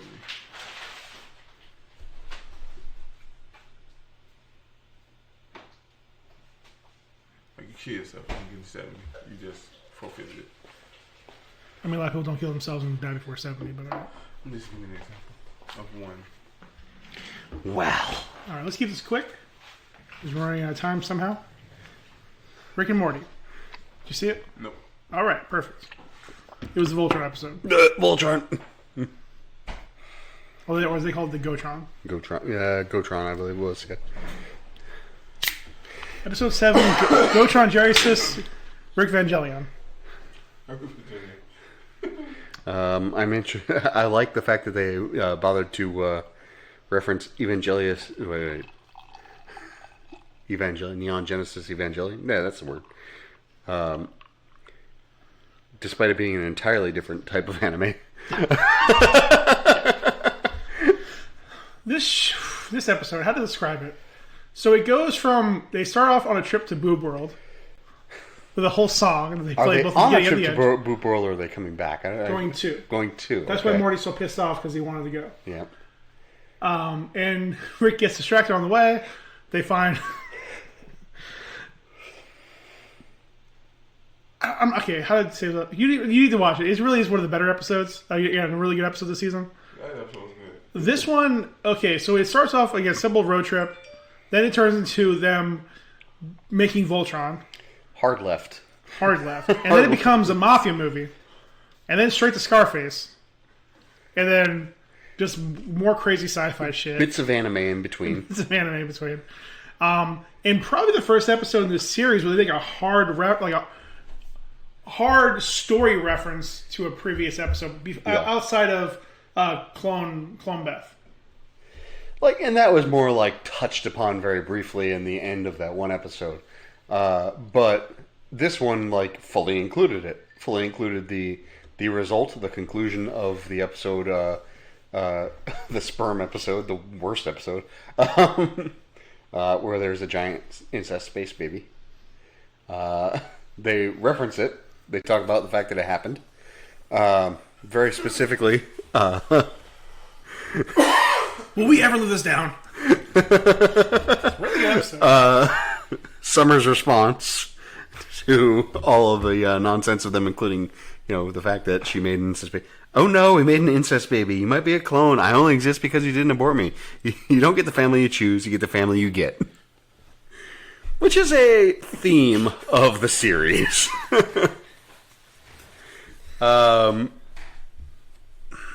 leave it to Justin Roiland to make a very beautiful statement out of absolute garbage. Yeah. It just has so many good parts of this damn episode. Like very little of it is wasted. Even the montage where they show him like their GoBot beating up a bunch of bugs, killing a bunch of bugs. Still tying in with a bunch of fucking like mafia tropes. Yeah, it's crazy that the GoBot was going around beating up all these bugs who just seem to be trying to tell people something. Yes, go ahead. Yep. So this is a end of episode spoiler here. So if you want to avoid that, fast forward to blah blah blah. But turns out at the very end of the episode, the stinger is that you find out that the bugs from all the different dimensions, whatever, their sole mission is to provide people with the cure for AIDS. And that's the only reason they keep coming to Earth to we view it as terrorizing it, but apparently they're just trying to very loudly yell it. It's unfortunately the transport from their universe to ours makes them lose their clothing and unable to speak intelligently. And apparently the cure for AIDS is, what was it again? It was like lemon juice. It was lemon juice, like, basil, like, it was just like a very generic fucking... Very nice, refreshing drink. What's up, bro? Oh, good lord. That is messed up, bro. I thoroughly enjoyed the... lemon juice, basil, a little bit of ice. Yeah, it was like...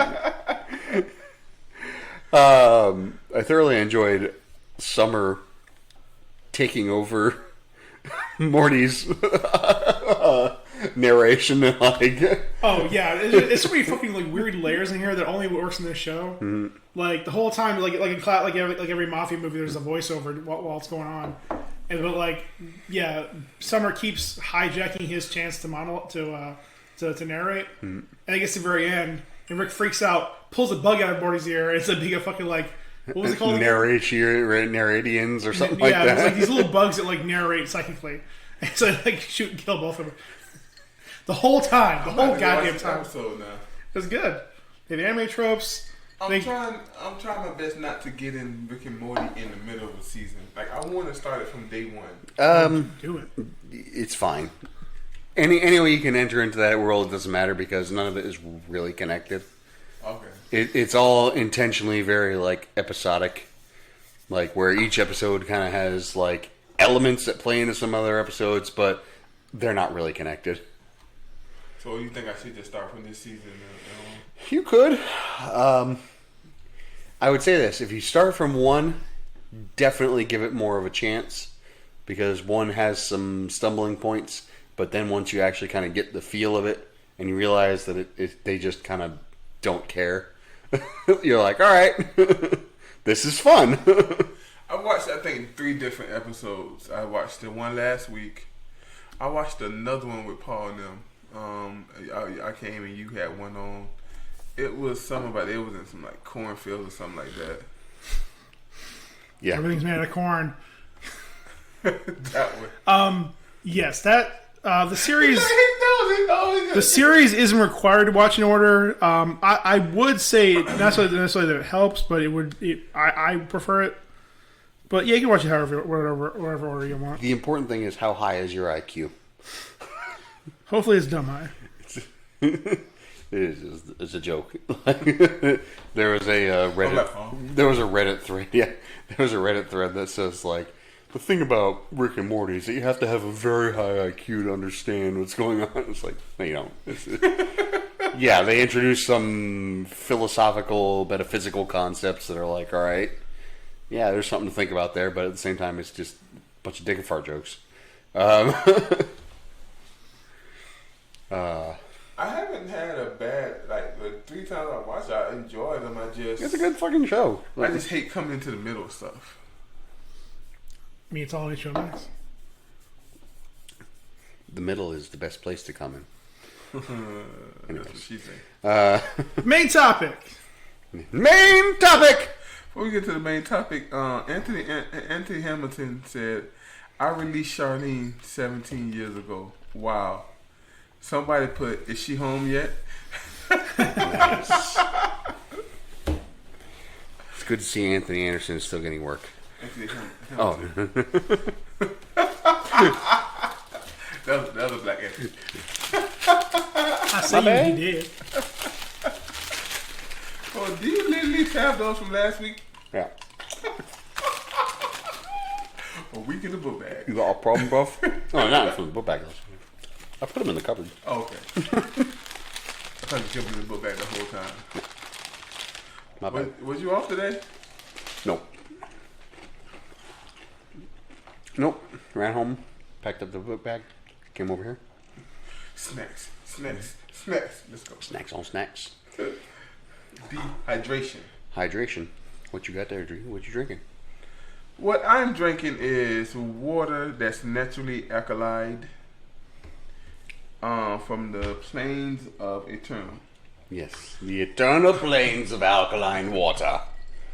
Hey, Paul, what you drinking? None yet. Ooh, That hurts. it's my favorite. Ow, it hurts. Pinky's out. Let me guess. Tequila meal. Yep. Bro, Yep. it look like lemonade to me. Tastes like lemonade. Tastes like lemonade. Limeade. Ryan, what are you drinking, bro? Currently, I am drinking 6 Point Master Blend. It is a stout from 6 Point. It is 13% alcohol by volume. It is like a coffee stout. It's very strong. You know what we should do? We should get a bottle of Snake Eyes and drink it during the episode. Gonna be honest with you, that's probably gonna be like $300 or $400 Minimum. Let's get into our Patreon. Let's go dig into our Patreon money. We have to have Patreons first. Anyway, so main topic presented today by Ryan B. Online. But So, I was flipping through my Google News, and it struck up in my timeline that Rolling Stone had recently released a list of the 100 best videos, music videos of all time.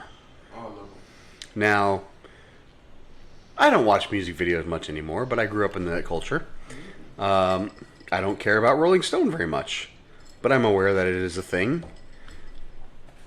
It still intrigued me to send this to my fellow podcasters, P. Breezy and D. Easy. What do we think about this list? So I'll say let's go over. Okay, let's save the top 5 for after we kind of go through the meat of the list. Okay. Obviously, we're not going to go through 100 because that's insane. No. And we only have like 20 minutes left. Just a few of the ones that stood out to you. Mm-hmm. D? Highline Bling being as low as it is. California Love being really low. Yep. I thought that was crazy. There's a lot of little stuff like that where, I mean, depending on taste, Well, I guess. and the thing about specifically like California Love, you would think that maybe because it's an older video, that's what swayed their opinion. But then you get into the top 10 and whatever, and you see old ass videos in there. Yeah. Like, so I don't know. Simple ass videos, too. Yeah. Simple. Like number 1. I'm happy to see WAP made it. Me too. Put some respect on her name, D. Happy to see WAP made it, because if nothing else, even though it being a big thing right now, visually it's a stunning video. The colors and everything that are applied in that video are just like, wow, a lot of fucking eye-catching shit going on here. That being said, them also putting Anaconda by Nicki Minaj on there higher makes me very confused. Like, same style of video, but just lesser, in my opinion. I guess you gotta pay a little homage to Nicki, where, like, as far as an artist, as far as a lyricist, she's probably the better of the 3. So Anaconda. The only reason I think why I understood why it got higher than the other one was because it was she was that video made her the first female rapper to get 1 billion views for a video. Okay. So with context and historical importance, I get it. Still pretty basic ass video. First female rapper or first female period? Female rapper. Female rapper. Definitely not first female. Like all of them? I've only recently Britney got back into Spears? I don't YouTube, know. I would say, not a bad list, but some glaring omissions, some curious choices, solid choices. I like Smack My Bitch Up. I like Fell in Love with the Girl is on there. Definitely happy that Take On Me is on there. Hotline Bling. Yep. Personally thought it probably should have been higher too. Maybe top 20. Definitely top 20. Not maybe. I don't know how much higher I go though, because it's good, it's fun, it has a lot of cultural impact, a lot of memes, a lot of things like that. But it's just a goofy ass video. Which one? Hotline Bling. It's a funny video. I don't put it in top 10. I can't believe Montero was number 71. I am glad Montero is a fucking gorgeous ass video. It's insane. Like that's the Lil Nas X, the super gay video, but until the most recent one. Is that the one where he was like making love to the devil or something? He's giving the devil a lap dance, but yeah. If you watch the rest of it though, They right? make love, they fucking. Yeah. Visually, it's a gorgeous video. Like, there's a lot of crazy imagery and like the costumes and shit and everything is like, it's wild. But there was no concept though. The concept was that he's no Rap Critics had a good take on it. Check it out, but I don't want to speak because he's better at it than me. My thing is like, and it's just me personally. I feel like he does the video just to like kind of like attack the church. You get what I'm saying? So that's gonna turn me off, and that's just me. That's just. I mean, to be fair, they were attacking him. So. Is it okay for the church to attack him, but not for him to attack the church? When did the church attack him? All the time. When? They like literally are against his lifestyle. That's not attacking him though. Somebody being against your lifestyle? That's not attacking. Well, then the same could be argued with what he's doing. Well, okay, then are gay people attacking the church because they're against the church lifestyle? So I mean, like that's what I'm saying. Like it's not an attack. And I didn't watch the video. Did he attack the church? There's a point where he's like Jesus and he's going to sending up to heaven, then he get kicked out to hell and all that. Is that attacking the church? That's literally Christianity based. That's Jesus, or Jesus analogy. It's not church. It doesn't do a church. Church is Jesus. That's what we're supposed to be. I thought you were against church. No, I'm against the church that's ran wrong. So church. Not all of them. Most of them. A lot of them, but not all of them. I didn't say all of them. I said most of them. I'm against the wrong. I'm against the wrong in everything. You know what I mean? I'm against the wrong in my life. That's why I try to be against doing wrong. So we have anyways, I'm just gonna leave it at that. 18 minutes left. I can't believe 99 Problems came out in 2003. That's why I was just gonna say, bro. I feel like it was later than that thing is a grown person right now, bro. I was gonna make the joke to like, yo, I was glad to see like, you know, Jay get political. I'm like, oh shit, that was 03. Oh shit. I got 99 problems, but voting is not one of them. Yeah, I see that. Hey, but back that thing up, they make it. Back the thing up, didn't make it. No, roll out. Another ludicrous, bruh. I'm gonna save my biggest gripe for the last one. It's the Rolling Stone. That's a big thing. I will say this list did introduce me to one video that I was happy about. It was that Young Thug video for Wyclef Jean. I had no idea about this. Did you guys watch it? Yeah. Nah, so good. Okay, so the premise basically is that this director gets approached by the label and Young Thug to make this video for him. He sends him like an audio file for what he wants in the video. He's like, I want a bunch of cars, but like not like fancy cars, but like kid cars, you know, like not like toys, but like, you know, like the Power Wheels. So they got a bunch of they got like 20 or 30 Power Wheels filled with bitches and bikinis. Yeah. And he's like, I want to be there and have bitches just run around. I kept calling them bitches. Bitches running around. And he had these like weird ass ideas for things. And then like 2 months into the process, he sends him a video of him like doing the song in front of a private jet with like bitches and shit around there. But like every time they had these shoots, he never showed up for it. So they had to do they filmed the entire video without him there. One time he got there, but he wouldn't get out of the car because apparently like his IG was hacked like right before he got there, so he never even got out of the car. So like they're like trying a cop car, they're doing like this place full of bitches, and in the video they're interspersing it with clips of like the audio of him like supposedly being there, and the whole time there's like a subtitle like narration from the director saying this is what happened during this process. You're like, I can't believe they let me actually do this, but I'm gonna tell my story anyways. And like where he was supposed to be in different shots, he just had like an outline of a person. She was hilarious. Wasn't that like 35? Huh? Wasn't that video like 35? 22. 22. It was a funny fucking video, That's man. really I fucking love that shit. She was hilarious. And even like they even show a part where like they're beating up a cop car. Okay, so there's a cop car, and he's like, I want a cop car, but have the kids be cops. So like these 3 kids are like in cop uniforms with a cop car, and they start beating the car up with like rubber bats and like they keep, and all of a sudden while cops sit there watching, it's like they show what angle with a cop in the background, and the cops are watching them destroy this cop car, and like once they start breaking the windshield, they tell them to back off of it, and then the cops are still there for the rest of the shoot, and then when Thug does show up, I think his bodyguard gets in an argument with the cops, and that's when he eventually ends up leaving too. Like it's a hilarious process. You gotta watch it. The song is whatever. The song is not that great. The video. But the video itself is hilarious. I love videos that make the song. A good video will make a song. So let's get into it.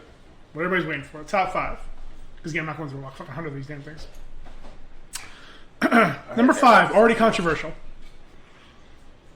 The Perfect Kiss by New Order. Either you guys watch this video? No. It is over 10 minutes long. The last minute plus is just names on a screen. No song, no music, no explanation as to who these people are. Just names on a screen. Assumably 4 of them are the members of the band. And the entire video is just close-ups of the band members. Like super intimate, really like close shots. It's awkward, it's weird, it's neat, but number 5? Like it's no California Love. No. Number 4. This Is America by your boy Childish Gambino. Any thoughts? Yeah, good choice. Certainly culturally relevant. Interesting video. Visually got a lot of stuff going on there. Iconic shots. Whether it's him pointing the fucking gun at the guy with the bag on his head, or him turning around and spraying the choir, or even just like him doing the doing the I don't know what to call that. Not to take nothing away from it, but when I look at this list, I'm just gonna say this. In front of Billie Jean, though, I got something to say about that later. all the top 5. That's all I'm gonna say. Spoilers. In front of Billie Jean. Spoilers. Yep. Number 3, Vogue from Madonna. Too much Madonna on this list. A lot of Madonna on this. Too much Madonna on this list. I'm not saying this because I don't know if it's good. It's Rolling Stone. What I'm saying is I've never listened to her, so I can't say if their videos are good or not. I would understand personally for me. I'm not a huge Madonna fan, but of the songs of hers that I like, and I think it's a good video too, is that the Frozen song, where it's when your heart's not open, and there's a lot of interesting visual shit going on there, where it's like kind of fractally changing like her form into different things, and the Vogue is just it's her face and her doing weird like motions and quasi dancing. It's called posing, from the gay ballroom scene in New York. Like I get it. Interesting. Either way, I get fucking Montero over here. I get like, if that's your fucking contribution to the gay scene, no, fucking Lil Nas X needs to be up here because that man is just. I mean, yeah, it's also like 32 years later. Fuck him. Get out of the way, old heads. In front of Billie Jean, though? So I don't know. I'm just saying, based off this concept of like, oh wow, it pays homage to the gay scene with this, and it's like, okay, we'll put fucking Lil Nas X up here, who's upfront about who he is and does not give a fuck. Either way, regarding Sabotage? regarding Madonna specifically, I have another one. I get a lot of her ones from the 80s being on here, but like that shit from like the 2000s. Yeah. Yeah. Ugh. Ugh. Like I said, I'm not gonna judge if I don't know. If I've never seen the video, I'm not gonna Ray of judge. Light. I'm just gonna assume that they're right. And don't get me wrong, Frozen is from 2000s, but just visually it's more interesting. Number 2, Hurt from Johnny Cash. Icon, but is that video iconic? I don't know. Yeah. Here's the thing. As a big Johnny Cash fan, as a fan of that particular song, and a lover of the whole like mythology and the thing around it, where even the original artist is like, that's his song now. This video may have put a little high, but it's definitely a quality video. And the thing of it is that like it really suits the song very well. The song is about like kind of being down on yourself and being, you know, unsure of who and what you are and what you have left to give. And the video reflects that very perfectly. It juxtaposes the young Johnny Cash with the old Johnny Cash sitting by himself. It came at a time when his wife just died, and months later he died. There's a lot of context to it, and I think that as cheating a bit, which is why I would say it's not really fair to put that so high. I'm not gonna say that. If it's a good video, it's a good video. It's a good video. The song is a good song. It's a straight up video. It's a solid video. What again? I think what helps it is that this is probably because this came out pretty like a not very long after Walk the Line. Around the same time. So this is the first time we've seen the actual Johnny Cash in public in a long time. And we at the time didn't know this is the last time we're going to see him in public life. Yeah. Did he pass? A few months after it came out. Almost 20 years ago. Oh wow. Yeah. So again, like he said, there's a lot of context along with it. His wife died like several months prior. They made this video, which is again about being uncertain about your place in the world and your life, and where did you come from? Where did you go? Where did you come from, Cotton Eye Joe? Like, how is Cotton Eye Joe not on this list? What have I become, my dearest friend? Everything I know goes away in the end. That's one of the part of the refrain. Yeah. And again, it's happening. This is a song by another artist this artist who made it is a very dark, introspective artist, whereas Johnny Cash is not that guy. Never really was. He was kind of a, all right, he made Folsom Prison, thing like that. But he's a country artist. He's an iconic country star. And it's at the end of his life, and he was known for being a bit of a rebel. Being, having a drug problem, getting arrested, and things like that. At the end of his life, he's making this song about being uncertain about what the future holds when you don't know what's happening. You don't know what the end of your life is going to tell. And it was after his wife died, and it was a few months before he died. And, very powerful song. I still think it's too high. Because there's a lot of context that contributes to that. I would say it's too high, but knowing what's number one, fuck it, this list is meaningless. So, number one, from Queen Bee herself, Formation. Spoiler, I never heard of this song until now. Me neither. I was only aware of it from the line, I'm here to slay. I got hot sauce in my bag, period. Swag. I just remember she did it at the Super Bowl, and a lot of the Republicans didn't like it. I was at a bar, so I couldn't hear the audio. I wasn't listening. I was drunk. I like Freedom better by her. I like Halo. This is from I think the Lemonade album. Yeah. I mean,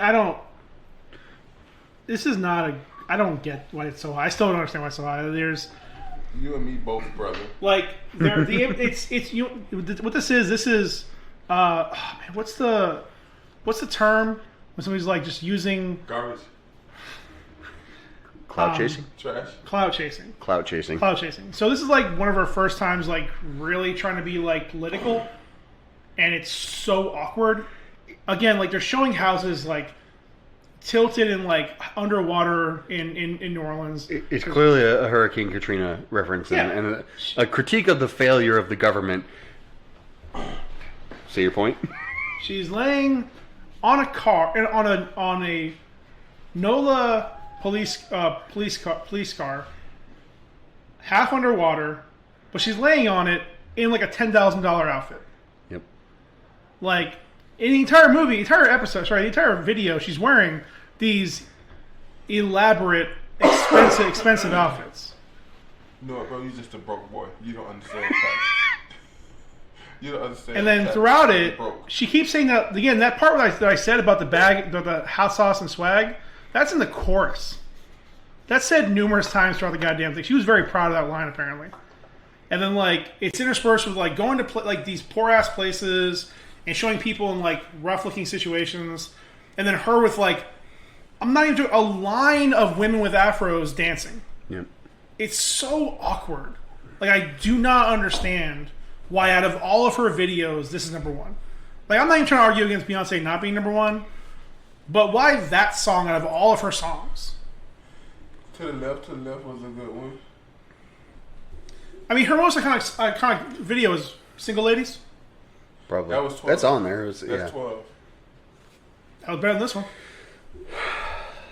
So can I tell you my gripes in just the top 20? In the top 10. I'm going to tell you my gripes. Can you just say in the top 10? 10? Can you do it in 4 minutes? Just in the top 10. I mean, if you're capable of it. Okay, so at 10 you have Michael Jackson, Billie Jean. That's just no way that's not a top 5. Okay. Number 7 you have Untitled by D'Angelo. That should not be top 10. This nigga just standing there half naked, bro, with his abs out and everything, and just singing. That's it, bro. Like, here's the thing about that. No, I agree with you more or less. Not top 10. I ain't saying not on the list. Yeah, absolutely on the list. Not top 10, probably. Question is, where do you put it? Top 25, top 50? No, it's got to be up there because it is a memorable ass video. Yeah, about 17. Absolutely. Definitely. But bro, this nigga was walking on light. Yeah. Billie Jean. And that wasn't even his best video. Nope. His best video was the way Don't do it. That nigga was like draping the way you make me feel. Like, I love the way you make me feel. I second that. The best video might have been the one he did with Chris Tucker. You Rock My World. He was raping that too. I got the best video. I'm not gonna say it. No. Bro. That's a whole nother level of videos right there, bro. Yep. We don't even mention that. See, that's not fair. We say that video. It'd be 1, 2, 3, 4, and 5. No, but seriously, and then like Sabotage. I'm gonna be honest with you, bro. If Beyonce is number one, if that song right there for Beyonce number one, Sabotage is number one. If this, okay, I don't know about the cash. I don't know. Personally, I put but Sabotage is up there, bro. Sabotage is good. I like Sabotage, but as far as like iconic, memorable reference, Intergalactic. Yeah. Intergalactic. The motherfuckers dancing around that, like, even Fight for Your Right to Party. Like bro, Sabotage is good. It's fun. We get the whole 70s thing, but like Sabotage is a gimmick video. Like the rest of those are better videos. What about Parents Just Don't Understand? Yeah. What about Mama Say Knock You Out? I'm not even going to include this in my top 10, but one I'm upset isn't even on the list. Blink 182, What's My Age Again? Yeah. Where they're running around buck-ass naked. Not even on the list! I don't even know that song. Yeah! I'll say this, there wasn't a lot of respect for the TRL songs. No! Hey, Frank. One of my top... Are we going to do our top 5? We're going to wait for that? One that I am absolutely upset about that wasn't on this list at all. Freak on a Leash by Korn. That shit was huge when it was out. That was massive when it was out. It was on TRL for God knows how long. True that. The other one I'm going to say is I am upset that the Backstreet Boys had I Want It That Way on there and not Backstreet's Back. With the fucking monsters and the fucking like holy shit, this is such a better video. Like True that. Not even a better song. Like, it's a better song and a better video. Like, what's the Eminem song where they spit on his onion rings? I mean, every single person there's a Slim Shady lurking in. I'm That the real shadiest. I'm the real shady. Why that video didn't make the list? That was a really good video.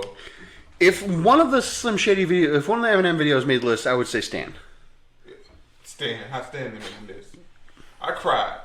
Other one I would say is that I'm actually happy that that Fell in Love with the Girl is on the list and not Seven Nation Army, because that is clearly the better video.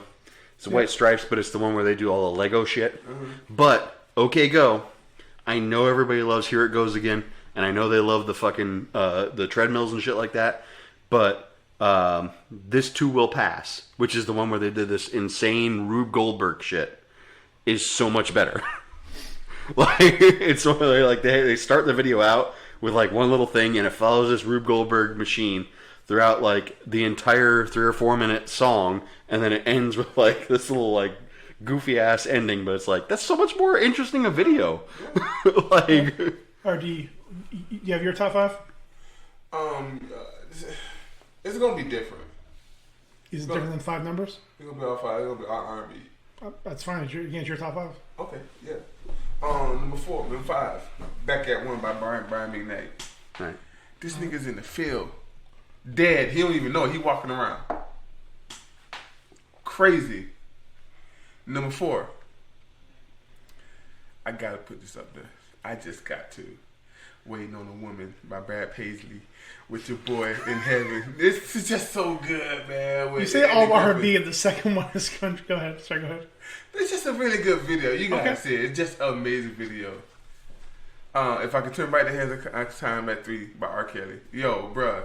The whole video is like him leaving the basketball court, going back and taking. He just dropped his girl off to the abortion clinic. Going back from that, they having an argument. Like, it all starts when he find out. It goes back to the point when he found out she was pregnant, and then just it's just an amazing video, bro. I don't know what to say. Number 2. Just everything. Life Jennings, and I guess it's the Fantasia version. I can't think of the name of the song, but it has Cat Williams playing Peter at the gate, and Life is trying to get his. He died with him, but he's trying to get his wings. So now he got to go back to Earth and put a relationship back together. What's the name of that song, man? God dog it.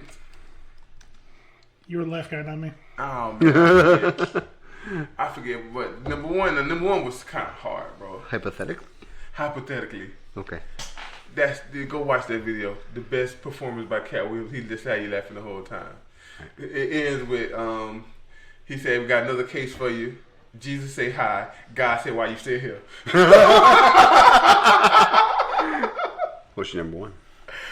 This is the thing. The one is so hard, bro. It's just so hard. It's just so hard. So I wanted to go with. I just can't. I'm gonna go with it though. Because do it. Boys and Men, Rivers Run Dry. That video. Them niggas in the sand. It's just a good video, bro. It's just so good. It's just so good. I don't know what to I'm say. surprised you didn't go for the value when you said R. Kelly with trapped in the closet. No, because those are good. That's a good. That's good. Series. Not even the midget one. But it's a midget. But if you go look at the Turn Back the Hands of Time, bro, yeah. Like he's literally turning back the hands of time and he's singing. Like it's just a visit. But the one I want to go with, you know why he's turning back the hands of time? Because he wants to make him younger. The one I want to go with number 1, it was a tie for number 1, and that's Pretty Wings by Maxwell. Right. Like he's like in different scenes. So the song is about you letting the girl go that y'all are not good for each other, but y'all in love with each other. And like, ooh, this woman worked. Oh, this woman worked. That could have been number 1 too. I got so many, bruh. So, anyways, as been clear from all the stuff that from this video, from this list, music, the actual song had nothing to do with the list. Very little. Very little, because again, a lot of the top songs were not good songs. And even like quality of the videos, still a little suspect. Like, don't be wrong, they had really fancy cameras for formation. Yep. And great outfits. But Well shot. But you can look past the qualities, man. Like, I can look at an old song that's in black and white and see a good video. I was saying, I just can't figure out how this was made. I'm glad that Take On Me was still on there. Listen, I'm just happy Rick Astley was on there. That too. Who's top five next? Brian? All right. So before I get into my top 5, I do want to mention a few things because I had a lot of notes. Bohemian Rhapsody made 64, which is fine. The video is not that great, but it's an excellent song. I already talked about No Blink 182. Something that I would like to go into a little bit later, and we can talk about it when we talk about our kind of general thoughts on it, if we have any time, is the obligatory inclusion of the Buggles' Video Killed the Radio Star has made it to the last spot, number 100. Obviously, this is the first video played on MTV, and it was, kind of a statement. Video Killed the Radio Star. Where is that going to be in the next few years?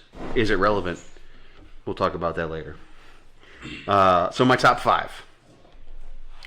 Very difficult for me to pick this top 5, but I kind of threw out a couple of ones that I just really enjoyed. 5, and this is really not in any specific order, I'm just reading them off. Turn the Page by Metallica. Not a huge crazy video. There's a lot of videos by Metallica that were fun, that were interesting. The Memory Remains, the crazy fucking swirling, not swirling, but like the pendulum video. Like, that's awesome. There's a lot of older videos that are cool. But Turn the Page is really interesting because it's a much more intimate video, and it follows a stripper / porn star in her life. And it's interesting. If you ever get the opportunity to watch it. It's unique, it's fun, it's a good song, and it kind of deals with the idea of life on the road. I already mentioned it, but this is making my top 5. We'll call it number 4. Korn, Freak on a Leash. This video was dope. When this video fucking came out, the crazy Todd McFarlane animation combined with the live action shit, following the slow motion bullet busting through all these different things, it was cool. This video was like a massive thing at the time, and it was a good song, a fun song. Who doesn't remember the breakdown? The boom, knock, boom, knock, for those of us new metal heads at the time. It was a different time. And then I'm going to go with 3. Not even that I really particularly like the song or this band at all, but the video is super cool and memorable.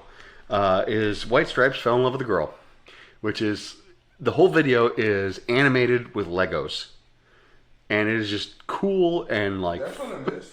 That's on the list, but it's my top 5. Yeah, no, you're like in 30s. Yep.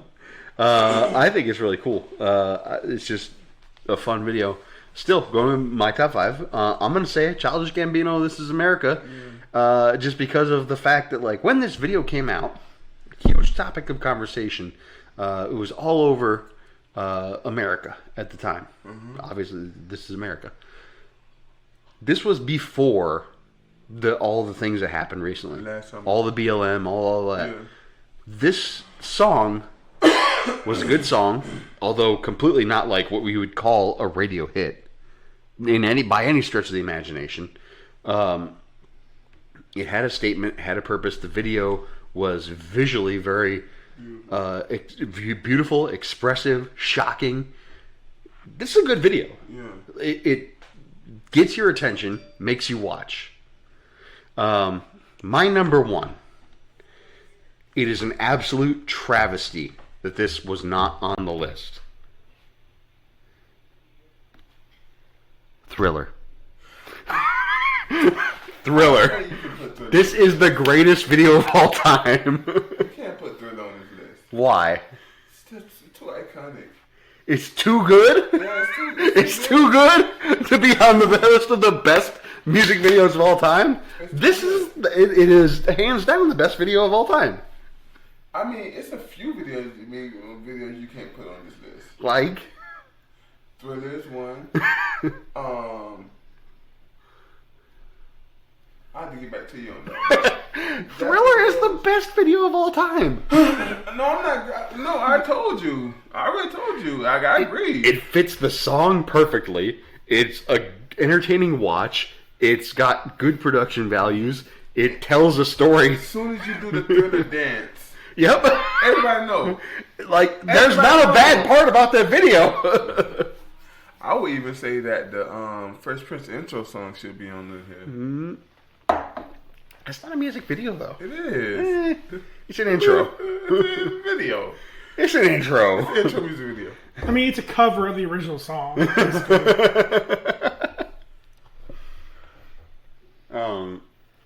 Yeah. That's my top 5. That's a good top 5. Mine's a hot mess. Because my memory is really short and I didn't really watch a lot of music videos growing up. Yeah, after I said something, I just thought about 10 more I could have put on the list. I know, D. You're not good at my top 5 list. So much good stuff. Okay, my list is terrible, and I'm not even sure I agree with the order. But I had to put a number 2 because I didn't want to waffle. Number 5, I'll dick ride and say, "What's my age again?" Yep. It hit me at the right time. It's a very iconic video. Hit me at the right time. Because I see that and I see the full fucking like bubble pop up with the 14-year-old girl saying, "I love you," and then like Carson's weird face in the background. Number 4. Answer me now. Tip drill. Must be your ass because that ain't your face. Because tip drill for me, it represents all of that, those genres of videos that just came out at BET at 1 in the morning or only came out on DVD. That's like, I feel like that represents a whole nother generation. That is the video CD. Yeah. Wow, I was going to say, how was Tip Drill not there, but I had just left it alone. But the song WAP was a much bigger, and that's where we get really confusing about, Listen, bro, there's no chance this was going to be on there. Bro, the fact that he did Listen, WAP can be... that one. with that expression. WAP can be empowering. This is exploitation. Yeah.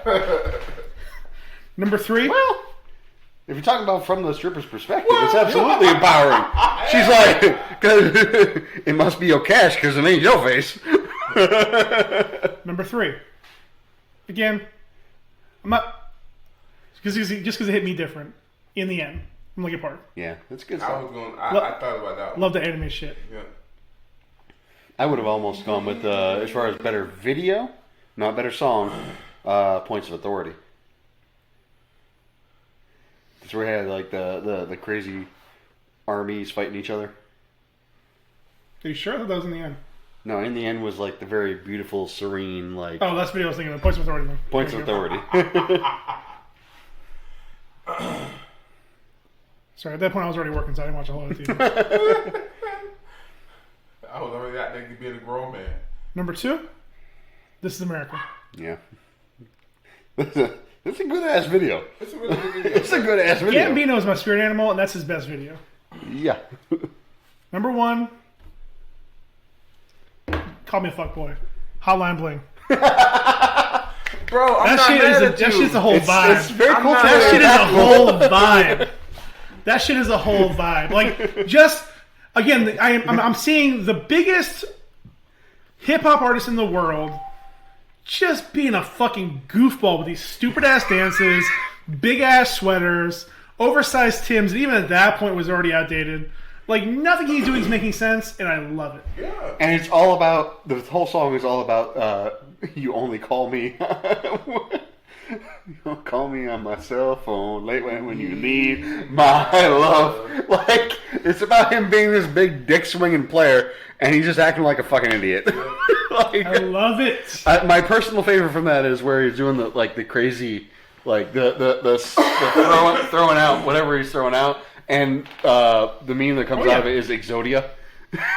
There's so many. That video alone was a plethora of memes. I love it. I love it. I love it. The whole like meme is from there. The whole like Drake no like Drake like. Oh, all of it. That thing was like, yeah, that one stood the test of time. But yeah, I mean, it was a flood of memes after this damn video came out. Yep. And it still slaps. Good Good color choices. It's visually attractive Very interesting. and simple. It's just him bouncing around some boxes. Good job, Aubrey. I think our personal choices have shown a lot about us. I think I'm consistent in who I am. Consistent. Can't decide. You're a romantic boy. I was trying my best to see how I put "Save Me" by what's it called in there. Nice. But what's the singing group I like? Nickelback. Nickelback. Wow, my joke was correct. All right. My next one was gonna be Creed. Wait, what song are you doing? Save Me. No Creed on the list. No Nickelback Are on you the talking list. about Hero? No, Save Me. So Save Me? I'll say this: I'm Saving proud. Me. I'm sorry, Saving Me. I am happy that none of the Maroon 5 songs made it on here. Yeah. So Well, they have awful videos. they do. They have awful They do. videos. But there are a lot of awful videos on here. So It's true. I heard Eminem videos made it. That's awful, yeah. yeah. 2 Run the Jewels videos made it. Yeah. That shit was crazy. That shit was crazy. See, there's a lot of songs I've never seen the video to, so I didn't want to say anything about them. Well, and that's the thing is, like, some of those songs on there where you're like, these are good songs, but I don't remember the videos. Guns N' Roses' November Rain is on there. That's fine because that's like a huge production thing. Like Madonna had like 17 songs on here. Yeah. I mean, if only they have the videos available for you to watch on the list. As much as I don't care, like, it's a fine song, and Nirvana's kind of an overrated band. I'm glad that Smells Like Teen Spirit was very high. 13. At the time, it was certainly a very influential song, and the video especially. So Missy Elliott had The Rain. Yeah. Which wasn't her best song. It wasn't her best song, No. but that's the video with her in the goofy ass trash bag. But the Get Your Freak On video. Get Your Freak On was, yeah. That's certainly, I don't know, I suppose that one is a more memorable video, though. She had with Ludacris. What's the song? When Ludacris got off the bus and just start punching kids. I'm saying, yeah. Ludacris he just start punching kids in the head. Once upon a time in College Park, Yeah. and they lived fast in the shit of dog. There was a little by the name of Chris, and nobody paid him no mind, nobody gave a shit. Yeah. Oh, the phone, that 3 video years was later, good. stepped out the block with 10.5 gators. What? Okay. Oh no, dude came in late for me, so I got 30 minutes. Oh, okay, fuck it. Yeah. Fuck them. Honorable, on the list, we didn't talk about Fatboy Slim, Weapon of Choice. I seen that. I don't really. With our favorite, Christopher Walken. That was there. Oh, you did talk about it? It was. Oh, we talked about it. You Sorry. talked about it. Sorry. No, I thought it was appropriate where it was. Yeah. Very good, very good. Yeah, yeah, yeah, by the Maps. Wait, no. Yeah, the Maps by Yeah, yeah, yeah. No. Maps by the Yeah, yeah, yeah. Just Yeah, yeah, yeah, yes. whatever. One by U2, that's fine. What? One by U2. You too. U2, one. Oh. One love. So, as a Metallica fan, one was on here. One's a fantastic video. I love it. A little too serious for me sometimes, but This one, I don't know if y'all would get it, but they say it's a list of emojis and it says guess this black movie. And it has all of these. How many you think you can guess? Let's say that for another episode. No, I wasn't thinking about doing an episode. I was just saying that was. No, I don't want to do that. Let's just say that for another episode. loving basketball. Yeah. You know, actually, That's all I get. You know what actually, I want to have my list. I forgot about Gangnam Style. It's on the list. Was it? I didn't see that. It's way at the end. Yeah, for good reason. It should be. Style. It's a fun video, but the songs it has impacts. The video is fun. It's fun. It's a fun, dumb video, but So, it doesn't stand out by itself. Fiona Apple, Criminals on here. That's fine. 13? Don't tell me Oh, that. Cool Runnings. This isn't good for radio. So, David Bowie is on here, but for a video called Ashes to Ashes, which I never really saw. That being said, there was at least one song off of his last album that I feel probably should have been on here. failing to remember the actual name of the song, but it was like one of the songs he's actually like literally singing about his own death, which he was experiencing at the time. So like I don't know, just like What was the video? that's what I'm trying to remember the name, and the video was like it was a very intimate video of just like shots of him and it's hard to compare it to the one they put on here because I've never actually like watched that one, but it seems like a snub almost, but I don't know. Like you said, this list doesn't mean anything. It's all made up. Yep, pretty much. So, do we want to talk about that? That Like- sucks. I feel like we have been this whole time. In the same vein of like what I was trying to bring up earlier is like, okay, they included the Buggles, the video kill the radio star. First song played on MTV when they started playing videos. Yeah. Not the last song that they played when they stopped. But the whole message was that like, okay, clearly this new medium is going to kill off, just the old audio medium. Clearly that proved wrong. However, it brings up an interesting point. How relevant is Rolling Stone currently? I would say they stopped being relevant at least 15 years ago. I would agree. Certainly, like the introduction of, just a general music blog available to everyone and anyone, and social media in general, has made the explicit publication of a magazine whose goal is to determine or to speak on the popularity of music or the state of popular music. And I would say It's kind of irrelevant. And I would say them more than any other publication, whether it's them, Double XL, or anybody else. Like they get it wrong more often than most. Yeah. Like they're constantly like posting those 5 year later like re-reviews where it's like, oh yeah, I'm sorry, this wasn't the one that was actually a 5. Yeah. Like they're constantly like their hindsight is always different. Their hindsight is 2020 because they rub their eyes with ketchup.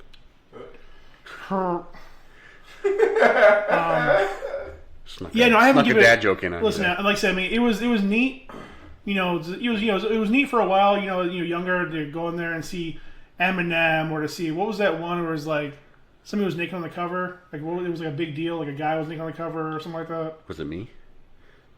So it was like they would have these like shock moments where I'm like, you're just establishment. Like it's just fluff pieces now. Yeah. Like, it's just nothing. Like It's like approved shock. they rode the Eminem train for a while, but I think they were even then they were already on fumes because they were. I mean, it splintered at that point. Like they were the music magazine for a long time, and even before the internet came up, you had more genre specific magazines get bigger and bigger. The Source. Yeah, I mean, Source. I mean, even back then, Double XL was up. I mean, XL. you had other magazines that were doing a better job of looking at different stuff. Here, I hope this helps your magazine to sell. Fuck it. I'll And even buy a plus, too, I couple mean, myself.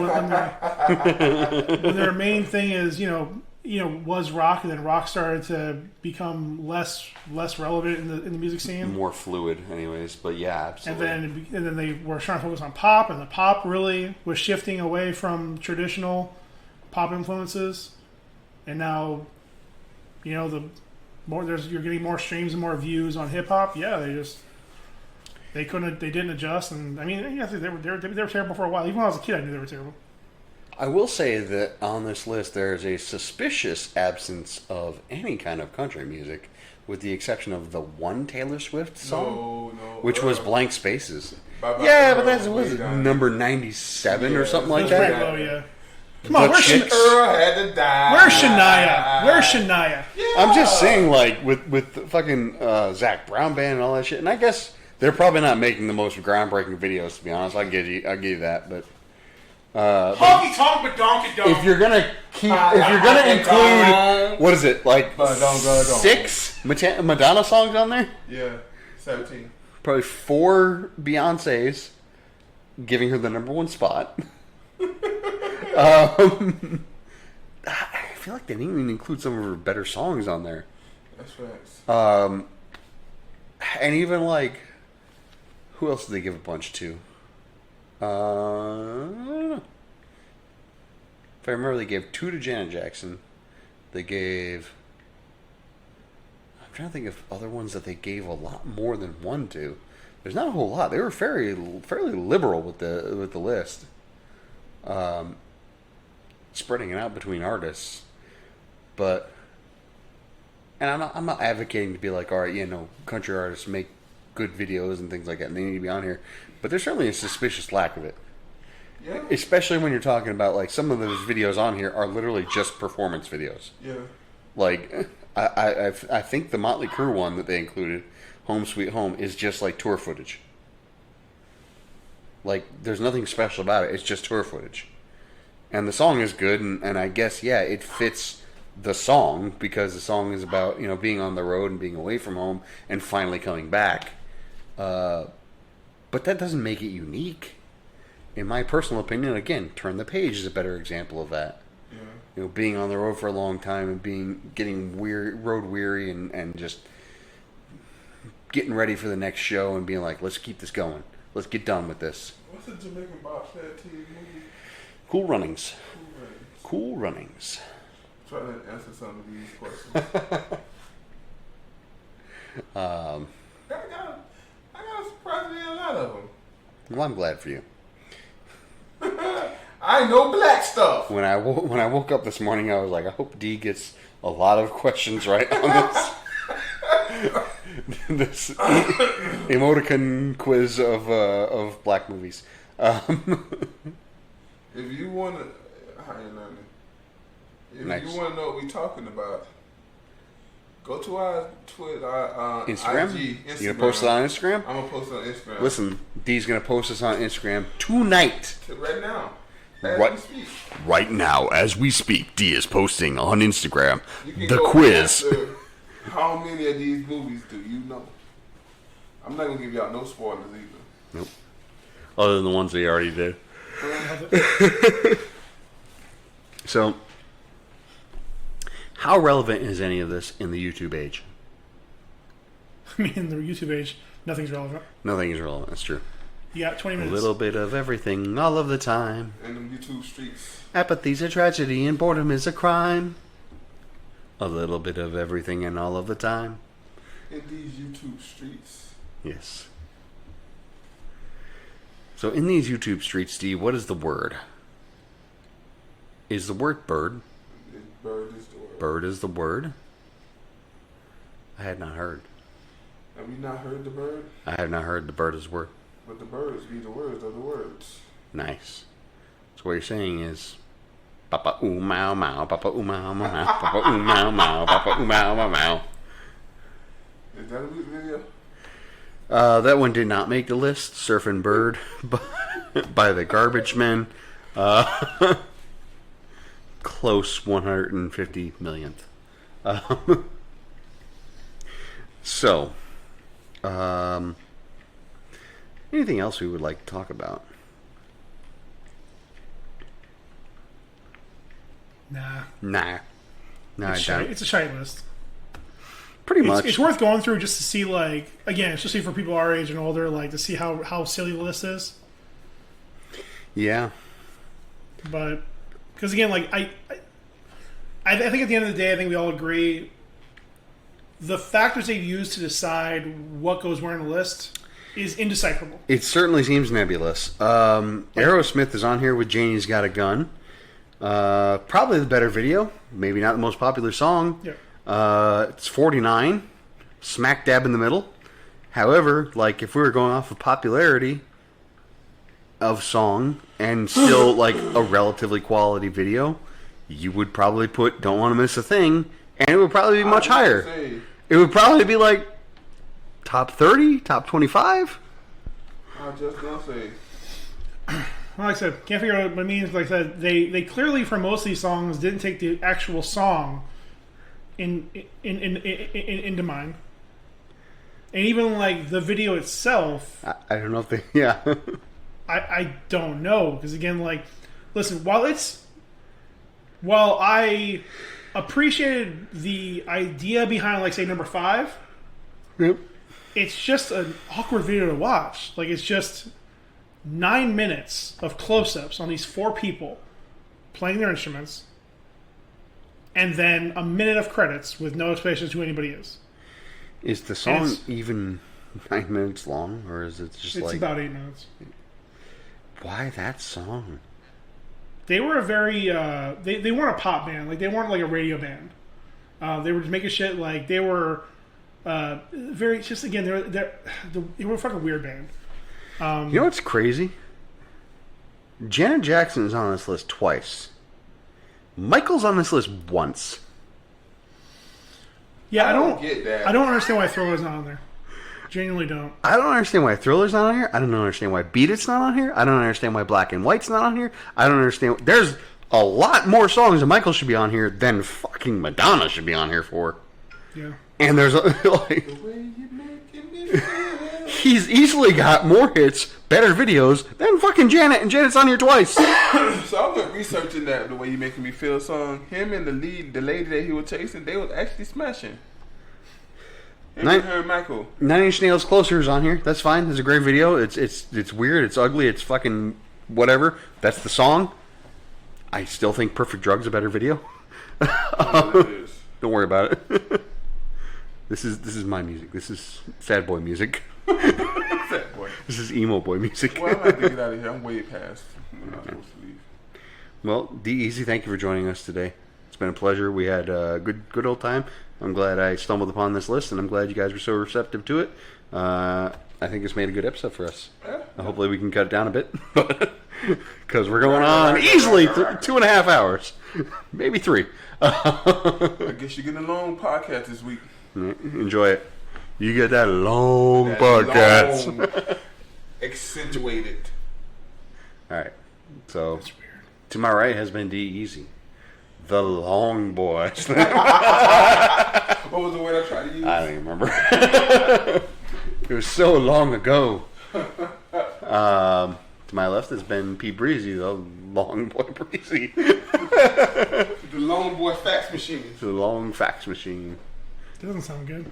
The flax machine. Long fax machine. Lax machine.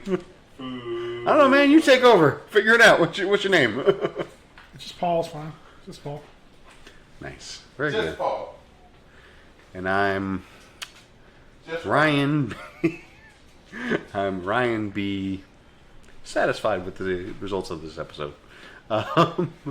Thanks for joining us. Bye. Bye. I'm be honest, bro. I wouldn't have a use for this.